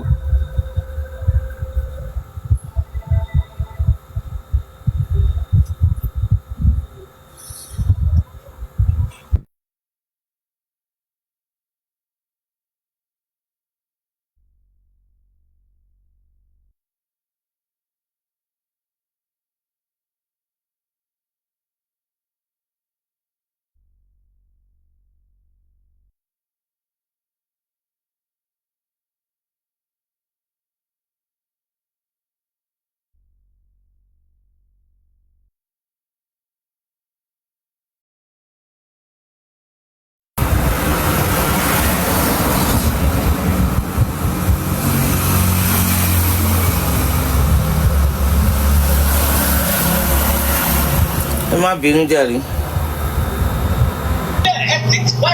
Ṣé rí pé ká kọ́kọ́ sáré pé èèyàn tó súnmọ́ ọ̀yàn jáde láti pààyàn. Ẹ rí pé Gistlover ló kọ́kọ́ dálẹ̀. Can you hear me now? Ká sáré drag èèyàn. Ṣé lè gbọ́ mi sí? Gistlover ló kọ́kọ́ ilẹ̀ sá. Okay, ma. Ká lọ háyà èèyàn láti fi pààyàn. Ẹ rí pé Gistlover ló kọ́kọ́ dá sí. Ẹ wà níbi wedding ọmọ Ìyábọ̀ Òjó sá. Gẹ́gẹ́ bẹ́mi àti yín dẹ̀ ṣe mọ̀ sá wípé Ìyábọ̀ Òjó ṣe live London Gistlover dádì mi bàbá dáadáa. Èmi àti yín mọ̀ gbogbo àgbáyé mọ̀ gbogbo àgbáyé lórí Ìyábọ̀ Alice Òjó tó jáde London Gistlover sá pẹ̀lú ẹ̀rí. Ǹjẹ́ ẹ lè sọ fún wa sá lẹ́yìn tí Ìyábọ̀ Òjó jáde London Gistlover ǹjẹ́ lè sọ fún wa nǹkan tó gbé yín lọ síbi wedding ọmọ Ìyábọ̀ Òjó ẹni. Ẹlẹ́ẹ̀kejì sá Mohbad wà ní mọ́ṣúárì tí èmi àti yín àti gbogbo àgbáyé tá a mọrú róòlù tí Ìyábọ̀ Gistlover play a mọrú róòlù tó play nínú òkú Mohbad gẹ́gẹ́ bí abiyamọ tẹ́ jẹ́ sá torí abiyamọ ni yín bàbá wa gọ́vnà Adeleke onínú mímọ́ ni yín oníwà pẹ̀lẹ́ ni yín ọlọ́wọ́ mímọ́ ni yín èèyàn dáadáa ni yín abiyamọ tòótọ́ ni yín. Ǹjẹ́ kí ló motivate yín nígbà tí èmi àti yín mọ̀ pé òkú Mohbad ṣì wà ní mọ́ṣúárì tí èmi àti yín dẹ̀ rí Ìyábọ̀ Òjó tó jáde London Gistlover láì mọye ìgbà pàápàá jùlọ ọmọ bíbí inú yín David Adeleke ẹ rí wípé máníjà ẹ̀ ó wà nínú WhatsApp group tí Ìyábọ̀ Òjó ti ń gbé ìhòòhò àwọn èèyàn àti àṣírí àwọn èèyàn Sunday Gistlover. Ǹjẹ́ lè bá wa béèrè lọ́wọ́ Ìyábọ̀ pé kí ló pa Mohbad? Ẹ̀yin èèyàn gbogbo àwọn tẹ́ bá rí i pé wọ́n lọ síbi pàtí wedding ọmọ Ìyábọ̀ Òjó nígbà tí Mohbad ṣì wà ní mọ́ṣúárì. Part 1 ló tán yẹn o. So we are going to part 2 now. Òótọ́ ló sọ. Ìgbà tí Mohbad wà ní mọ́ṣúárì gbogbo àwọn tó lọ sí tó yẹ kí wọ́n lọ sí pátí tán lọ yẹn. Òun náà ni nǹkan tó ń sọ náà nìyẹn. Ipe kí ló ń dùn nínú kí ni nǹkan tó dá tí Ìyábọ̀ ṣe tí gbogbo dúró lọ dúró tì í. Gbogbo ìyàwó olóògbé gangan náà kó sàṣọ sọ́rùn. Àwọn aṣọ wọ́n tún fọmọ gan ṣọ́ ọmọ ìyàwó. Now we are going to part 2. Let's hear what part 2 will tell us now. On this Gistlover's matter, Governor Osun State on this Ìyábọ̀ Òjó's matter. My governor on this Sam Larry's matter. My adorable governor from Osun State. My adorable, my father, Babawa Adeleke, láti Osun State. on this issue of Iyabo Ojo, that you attended her daughter's wedding, why you knew and you saw her doing live chats on that Gist Lover.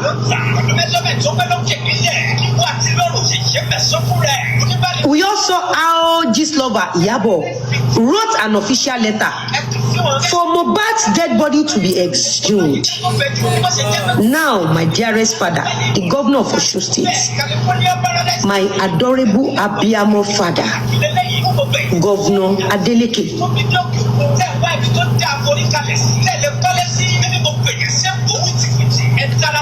I know he's close. We have seen you on his picture.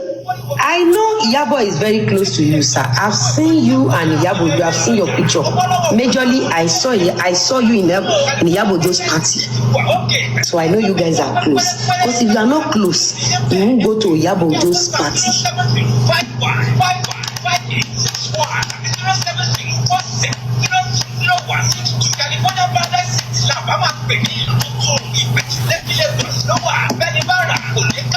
Ẹ kò máa sọ pé Lizzy Anjorin á dá fún ẹ tí ó pọ̀. Lizzy Anjorin á dá fún ẹ tí ó pọ̀. Lizzy Anjorin á dá fún ẹ tó pọ̀. Tẹ bá ti ní Lizzy Anjorin á dá fún ẹ tó pọ̀. Ẹ máa ní Iyabo Gist Lover ikú wo ló pa Mohbad. Kẹ wá máa bá mi táàgì dáàdì mi. Gọ́vnọ̀ wa Ọ̀ṣun, bàbá gọ́vnọ̀ Adeleke. Ẹ bá wa bẹ̀ Iyabo, ẹ máa bá mi kọ́, ẹ jẹ́ kí kọ́mẹ̀ntì yẹn máa lọ. Gbogbo abiyamọ tí wọ́n ní gbé òkú ọmọ wa ká ẹ mọ́lé. Mo fẹ́ kó máa bá mi kọ́ bẹ̀.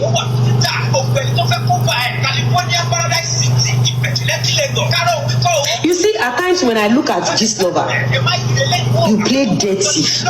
I have the real card. Despite the fact that my real card can destroy you, you are too daft to understand the fact that Lizzy Anjorin is bigger, stronger, powerful, eloquent, intelligent than what you can imagine.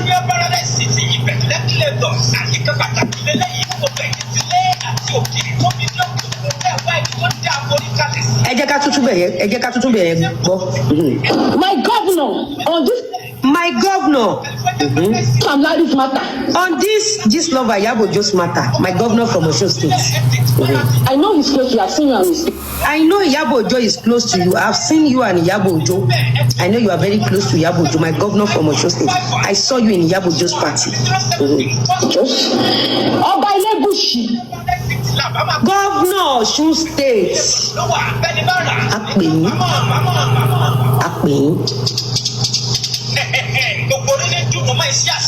Governor Osun State Akpeni, and níbí báyìí a máa continue àti pè yín sá. Dáàdì mi bá gbé court letter 1 billion wá sá, a máa continue àti pè yín níbí torí ẹ̀rí wà lọ́wọ́ wa pé lọ pàtì Iyabo Gist Lover. Ṣé mọ̀ pé tá bá dé kóòtù wọ́n ní ẹ̀rí ní gbogbo. Àtúwá gọ́vnọ̀ mi, a sì máa dárúkọ gọ́vnọ̀ yẹn lọ. Bá a ṣe máa ń ṣe nìyẹn.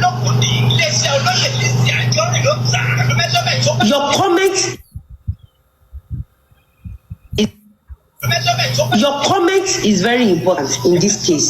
Part 1 lè ní yìí. Part 1 la wà yìí. Part 1 la wà.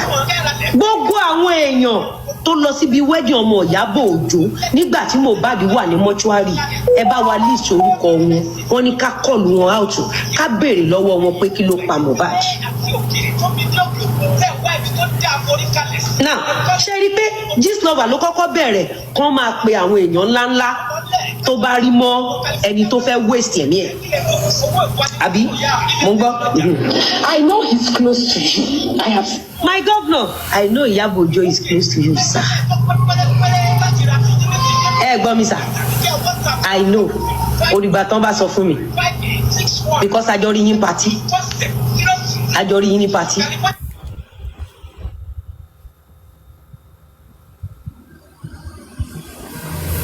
Ó mute ń bẹ́ẹ̀ kò mọ̀ pé òun ti mute.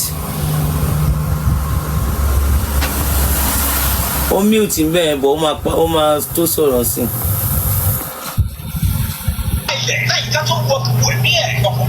Ẹ jẹ́ ká máa gbádùn ẹ̀ lọ, mo gbọ́. You and their pictures together. My governor, sir, we have seen you and Iyabo Ojo in Iyabo Ojo's party. We've seen your pictures together with Iyabo Ojo this lover. Afẹ́mọ ikú tó pa Mohbad, sir. Afẹ́ kẹ́ ẹ bá wa béèrè lọ́wọ́ this lover ikú tó pa Mohbad.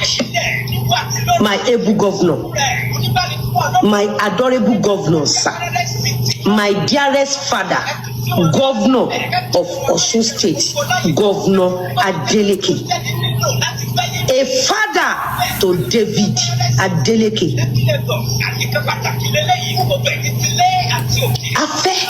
Afẹ́ mọ ikú tó pa Mohbad. Afẹ́ kẹ́ ẹ bá wa béèrè lọ́wọ́ Iyabo Gistlover ikú tó pa Mohbad. Because we've seen you with Iyabo together. We've seen you attending our events and many of our events. We've seen your pictures together. So the whole world, Nigerians need to know. Not Osun people, not Lagos people. The whole world, all Nigerians in diaspora, we want to know ikú wo ló pa Mohbad. Ẹ bá wa béèrè lọ́wọ́ Gistlover ikú tó pa Mohbad. Our dearest father, Governor Ademola Adeleke, sir. We want you. We've seen you and Iyabo. We've seen you attending Iyabo's, but we've seen you spraying money while Mohbad is still in mortuary.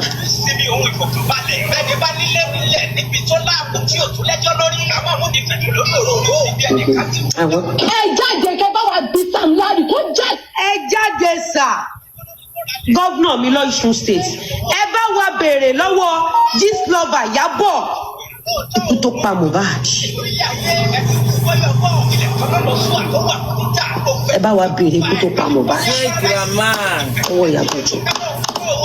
Sheikh Rahman, you are welcome, sir. Ẹ bá wa béèrè ikú tó pa Mohbad lọ́wọ́ Gistlover Iyabo.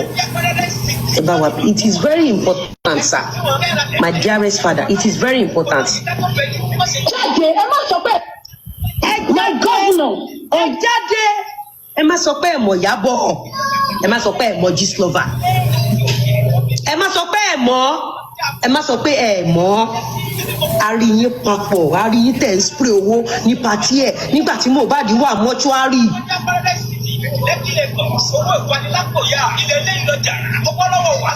A rí yín papọ̀, a rí fọ́tò ẹ̀yìn àti ẹ̀ papọ̀ nígbà tó kọ lẹ́tà pé kán hú òkú Mohbad. A fẹ́ mọ̀ kó tó pa Mohbad. Now let's go straight to the point. Let's go straight to the point. Let's go straight to the point. It's going to be fantastic. You are going to enjoy it. You are welcome, my brother. Oda, ẹ ṣé. Àwọn kan fún mi ní information kan. Ẹ ṣé.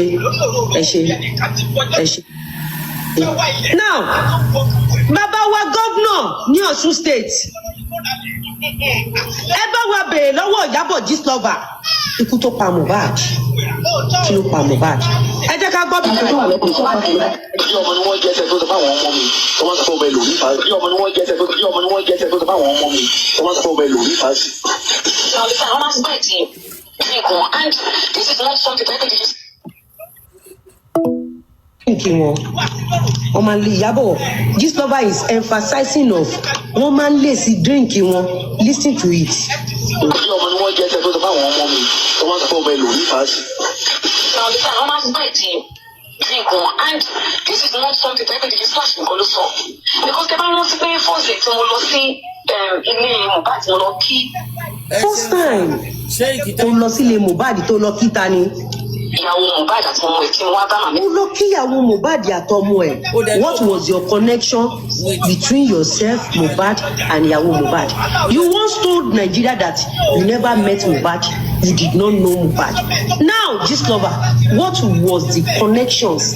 What was the relationship between you and Mohbad? What was the connection between you and what took the life of Mohbad. I'm Slim, are you there? You're gonna love it. I'm Slim, say you are there. Timbari any APC pẹ̀lú Ìyábọ̀ tí yín bàjẹ́. Timbari any PDP pẹ̀lú Ìyábọ̀ tí yín ta. Timbari any Labour Party pẹ̀lú Ìyábọ̀ tí yín sọnù. Until you all tell us ikú tó pa Mohbad. Abiola minister. Until then, because I don't expect any reasonable person, personality, politician, without knowing the cause or causes of Mohbad death. You don't understand? Agbodomo, she once told us that Mohbad kí ló dé tí àwọn onítíátà tó kú ò ṣe sáré lọ sílé Mohbad, kí ni Gistlover Ìyábọ̀ ń wá nílé Mohbad.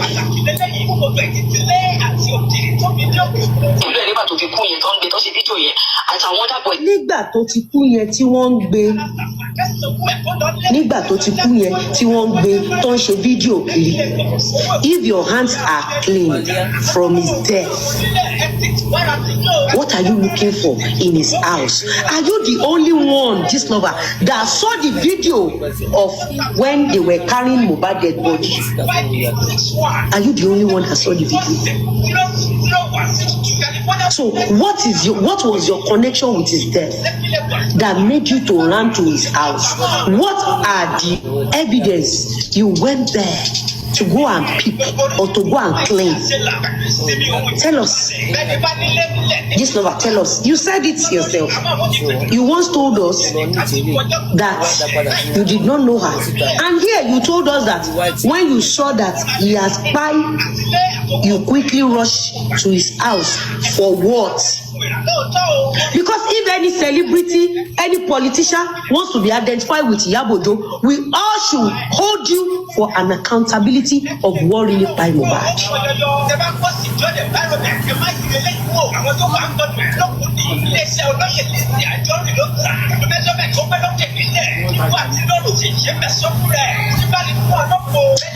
Mela, whatever, èmi máa ṣépè fún ẹ o. Ó ṣì lọ. President says if you join APC, all your sins are forgiven. Is this sin of murder? Is it a sin of murder? We lost a Yoruba angel. If the president said if you are a sinner, you can come back to a sinner. President is not saying if you are a killer or if you are a criminal or if you are a terrorist. Governor, the president said that you can join APC. President says if you join APC, all your sins are forgiven. Not a criminal, not a killer, not people that has to do with murder. No that and no peace. Now let's continue. If she join APC tomorrow, she can join APC and APC will not join her. Am I communicating? Iyabo can join APC, but if APC join Iyabojo, we will ask APC, what by Mohbad? Is it not our right to know what by Mohbad?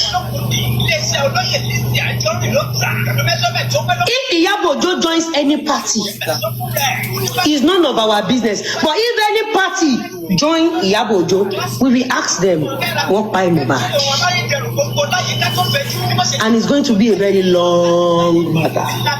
A very long matter. A very long.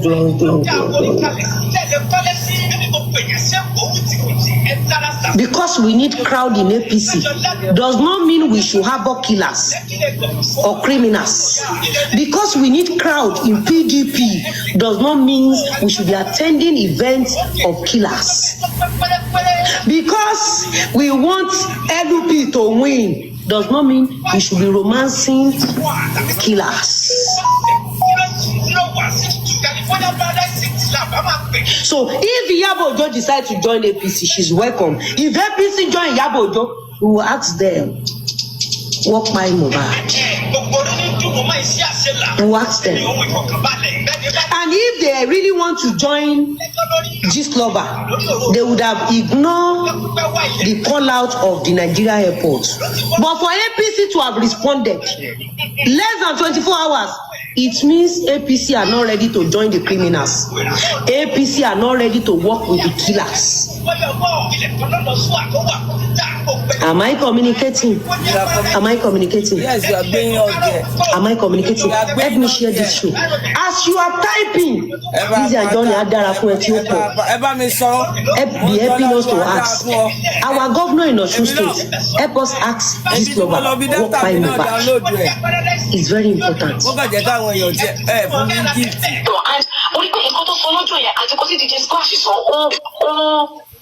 And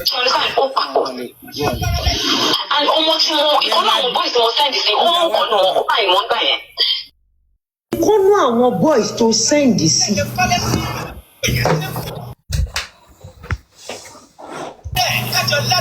So you just confessed in this video that you sent someone to Mohbad's house.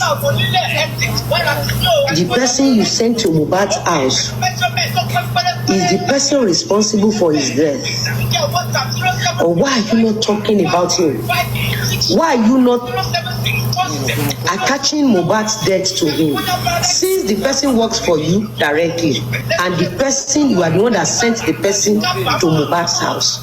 Did you actually send the persons to Mohbad's house for something else, or you sent him to Mohbad's house because instead of Naira Marley in cell or in prison, instead of Sam Larry in prison, why not the guy you sent to Mohbad's house in prison? Why are they not in prison? I want to know. Listen to that part again. ìyàwó Mohbad àti ọmọ ìkí wọn bá màmí ẹgbẹ́ nígbà tó fi kún yẹn tó ń gbé tó ṣe fídíò yẹn àti àwọn other boys níbẹ̀ wọ́n pọ̀ ń bẹ sí gbogbo wọn sọ̀rọ̀. àti àwọn other boys níbẹ̀ wọ́n sọ̀rọ̀ mo ń gbọ́. gbogbo wọn sọ̀rọ̀ and mo rí pé nǹkan tó sọ lọ́jọ́ yẹn àti kó sì DJ Splash sọ ó papọ̀ and ọmọ. To send this, and you told the whole world that you did not know Mohbad and you never met Mohbad. My governor from Osun State, sir, this is a clearer case of murderer. We've seen you with Iyabo Gist Lover. We want to know what really find Mohbad. We want to know. We want to know.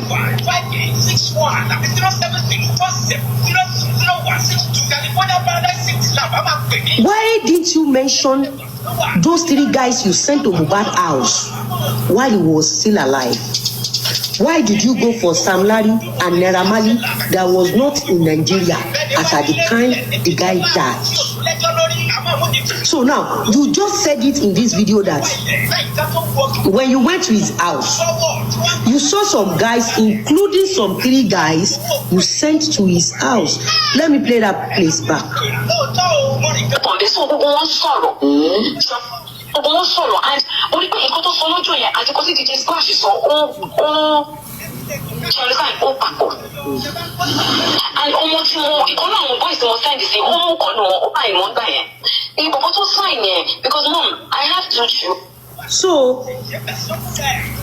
Mohbad has grown to the level that he has been signing some signings under himself, and you pin his death on Naira. But by the grace of God, I've been able to raise a lot of children. A lot of children. Okay, you raised a lot of children. Now let's talk about the one you planted in Mohbad's house. The one you forced Mohbad to sign. Let's talk about him. Why is the guy not being interrogated by Nigerian police? What is the name of the guy you planted in Mohbad's house? Why is the guy not in prison or in police cell? In prison alongside Naira Sam Larry. Who is the guy? What is his name? This lover, where is the guy? Since that guy comes from you, he lives with you. You were the one that introduced the guy to Mohbad. And he lives in Mohbad's house. So please kindly present the person to Nigeria so that we can know what you buy Mohbad. And this is where we need our dearest governor from Osun State to kindly help us to ask you what by Mohbad. Is it by poison? Is it by pushing him from stairs? Do they strangulate him? What really happened? What really happened? And I call all of them my children. So if I can saw you laugh, I shall understand. So, because everyone back home don't get it. Ó fẹ́ forúkọ bò láṣìírí. Ìwọ ló dẹ̀ mú lọ sọ́dọ̀ Mohbad. Ó wá fẹ́ forúkọ bò láṣìírí. Nígbà tí wọ́n forúkọ bò Naira Marley àti Sam Larry láṣìírí tó lọ sí ẹ̀wọ̀n lórí kéèsì tí wọ́n mọ́wọ́ nípa ẹ̀. Ṣé ó fẹ́ forúkọ bò láṣìírí nítorí pé ó mọ̀ nípa ikú yẹn ni? Àbí pé ó fẹ́ forúkọ bò láṣìírí nítorí pé òun gbọgbọgbọ ló bẹ carry out ikú yẹn? Question ni mo ń béèrè. Àbí ó fẹ́ forúkọ bò láṣìírí nítorí pé ìbẹ̀rẹ̀ àti òpin ikú tó pa Mohbad, he was fully aware. Then why is the boy's name not on social media? Why is the boy? Ladies, please listen. So now, I'm sleeping. We are going. Okay, we are going to part 3 now. We are going to part 3 now. No wonder they said everybody that attended your event that they will know the graves of their children. They said we should go back to the case that Mohbad is still seeking for justice. Said Mohbad is seeking for justice. So where is the guy up to now? Are you telling us, this lover, that up to now you've not helped Nigerian police and necessary information to tell Nigerian police what really buy Mohbad? So you really know the guy that stays in Mohbad's house that you, this lover, introduced to Mohbad? Kasa, this is very deep. This is deep. So now the question is this. I want to ask a question again. The guy you introduced to him was there when he died, and when you went to his house, when the picture was circulating online, at least he has not been buried there. Okay, what are the secrets of his death that the boy you sent to his house told you? What are the secrets? Because if truly Mohbad died natural death overnight, by now the name of the guy will be around, or the name of the guy will already be on social media. At least the boy will be able to tell Nigerians that yes, this lover introduced me to Mohbad. Mohbad signed me, and this is what happened the night he died. And for the guy not to be online, for the guy names not to be online, and for you to have denied that you did not know Mohbad. And up to now, nobody knows the name and the picture of the guy you sent to Mohbad that was there the day Mohbad died. Means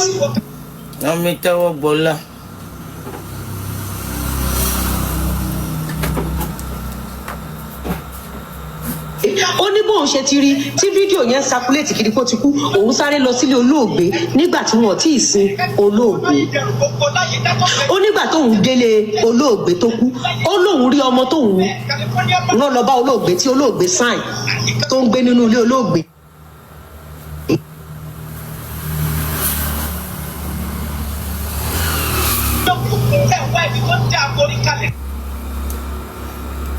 So this is the last part. This is the last part. Just love and listen to yourself. This is just a question. I'm asking a question. This is not even an allegation. Is it trauma? You said you don't want to mention his name. If his hands and your hands are clean, number one, why hiding that person since then till now? Number two, you said the person is going through trauma. What kind of trauma the person is going through? Let's listen. I don't know Naira Marley one-on-one, but that is manager, the female manager, the manager Mohbad. You don't know Naira Marley one-on-one, but he sent you a gift. And you accepted the gift with nudity, where you did not wear any pants. And you did not know him one-on-one. And your son has been going to his house with drugs cases or drug-related cases. And your daughter has been the best friend of Naira Marley's younger sister. And yes, you are telling Nigerians that you don't know Naira Marley, you don't know Mohbad, and you have very strong tie with these people. Thank God, gifts, money, so many things were being exchanged between yourself and these people. You lied that you did not know. You said you have been giving your biological children drugs, and you said you did not know him.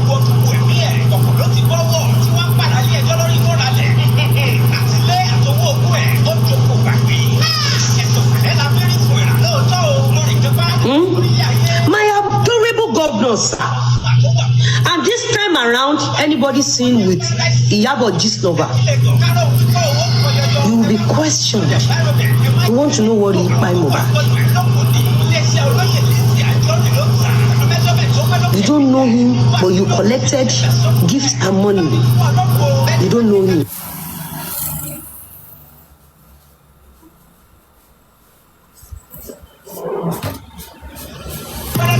In one of your audio, one of your video, you even spark relationship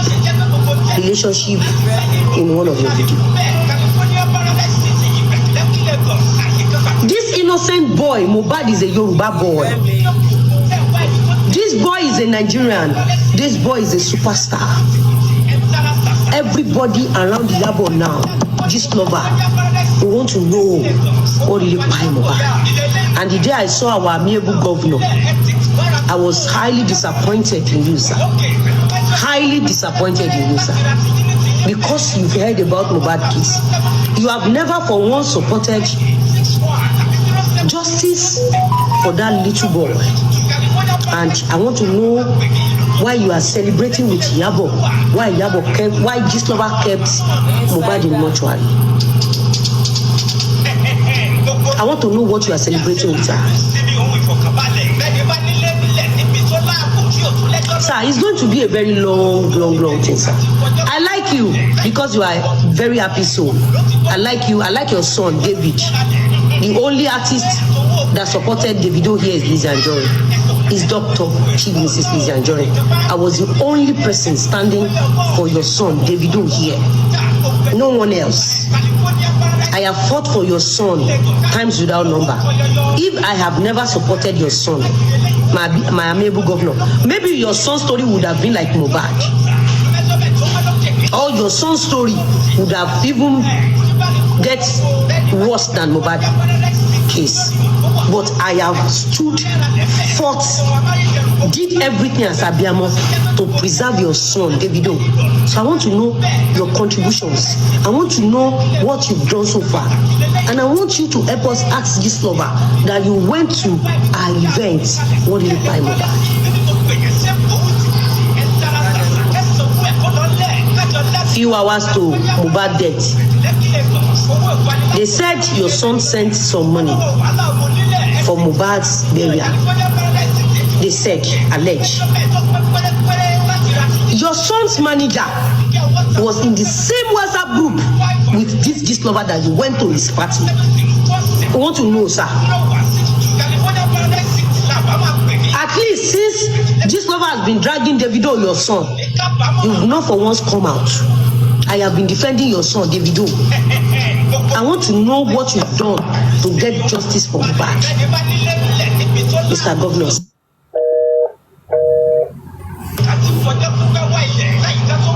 Despite the fact that the wedding you attended, they were dragging your son, Davido, and his wife mercilessly. I stood for your son and his wife. If I have not been standing for your son and his wife, maybe your son, Davido, would have died like Mohbad today.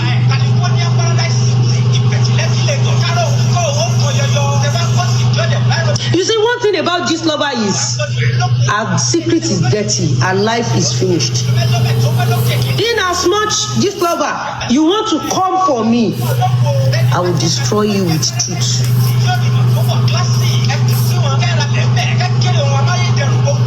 And I want to ask, why is this lover in Mohbad's house? Because this lover was the first person that announced Mohbad's death. His father, his mother, none of his family knew he died. It was this lover that announced Mohbad's death. And immediately this lover announced Mohbad's death. Bam!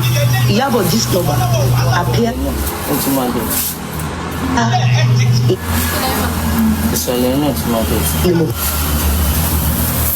Mohbad's house. Now telling us that he introduced some officers. Our children, some of our children to Mohbad, which Mohbad signed them. And the person was in that house as at the time the Olobe by Mohbad by. You want to know, this thing is tangled, sir.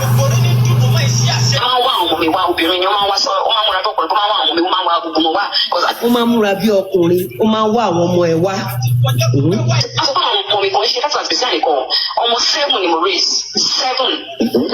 Those 7 children you raised, what are the work they've been doing for you? Did they go to school? No. Did they learn any handwork? No.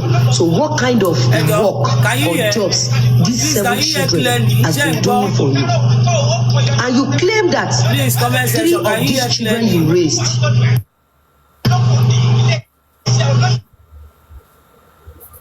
you introduced them. Please, can you hear clearly? The major job, these 7 children you raised, including your biological children, what job are they been doing? What have they been doing? Okay, they said your son took some drugs at DJ Splash house. Please, can you hear me? Abi?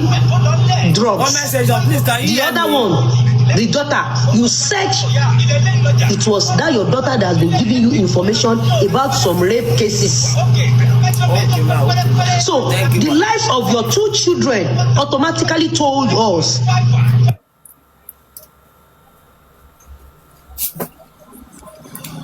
other adopted 5 children, the job they've been doing for you.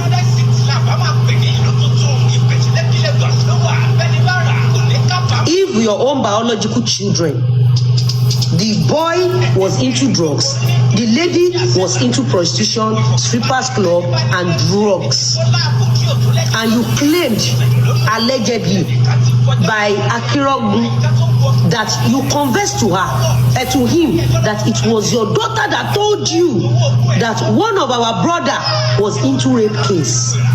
So definitely those 5 children that you adopted have been helping you to get informations from vulnerable people,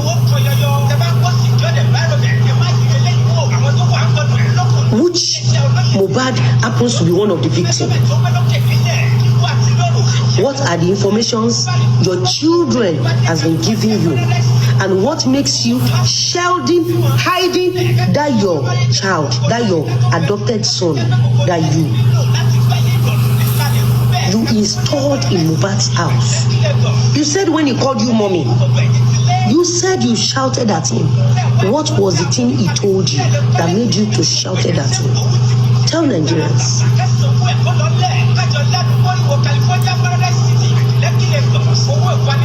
I want to know.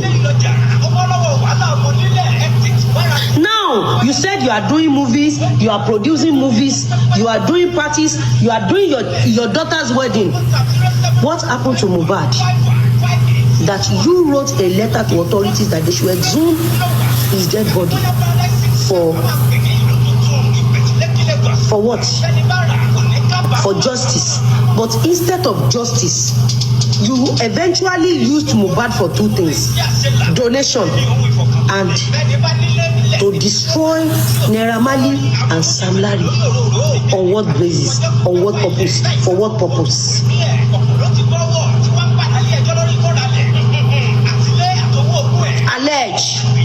Allege.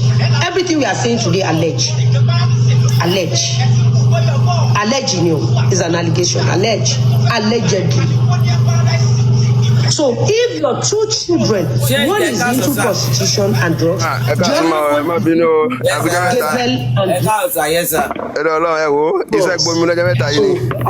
us the other 5 adopted children are doing something apart from what your biological children are doing, or they are helping you to do the same job that your 2 biological children are doing for you?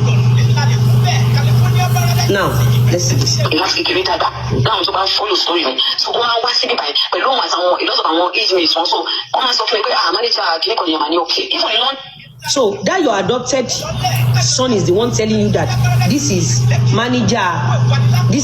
so person's manager. That your adopted son, if you have sent him to school, will you know manager of so person? If you had sent him to go and learn handwork, will you know the manager of so person? But I think we were right. You trade them, plotted them into vulnerable celebrities' homes to do what? Is it to buy them or to bring their nudity that has been featuring on Gistlover pages? We want to know. Those who adopted children and your biological children, you want to know what job they've been doing for you. You want to know. Nigerians want to know. See this particular show. I'll be bringing it every day and be reanalyzing it. This single show. I can reanalyze this show for 20 years. If you refuse to tell Nigerians what really buy Mohbad. I have raised many children.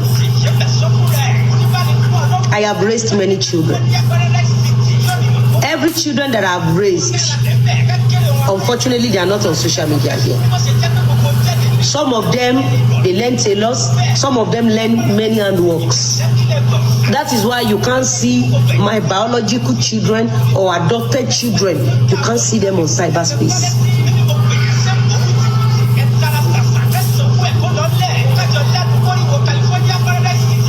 You don't understand?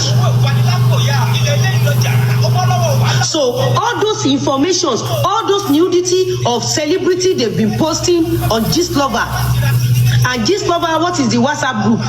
That WhatsApp thing that they used to post nudity. So it's those your adopted children that have been giving you informations.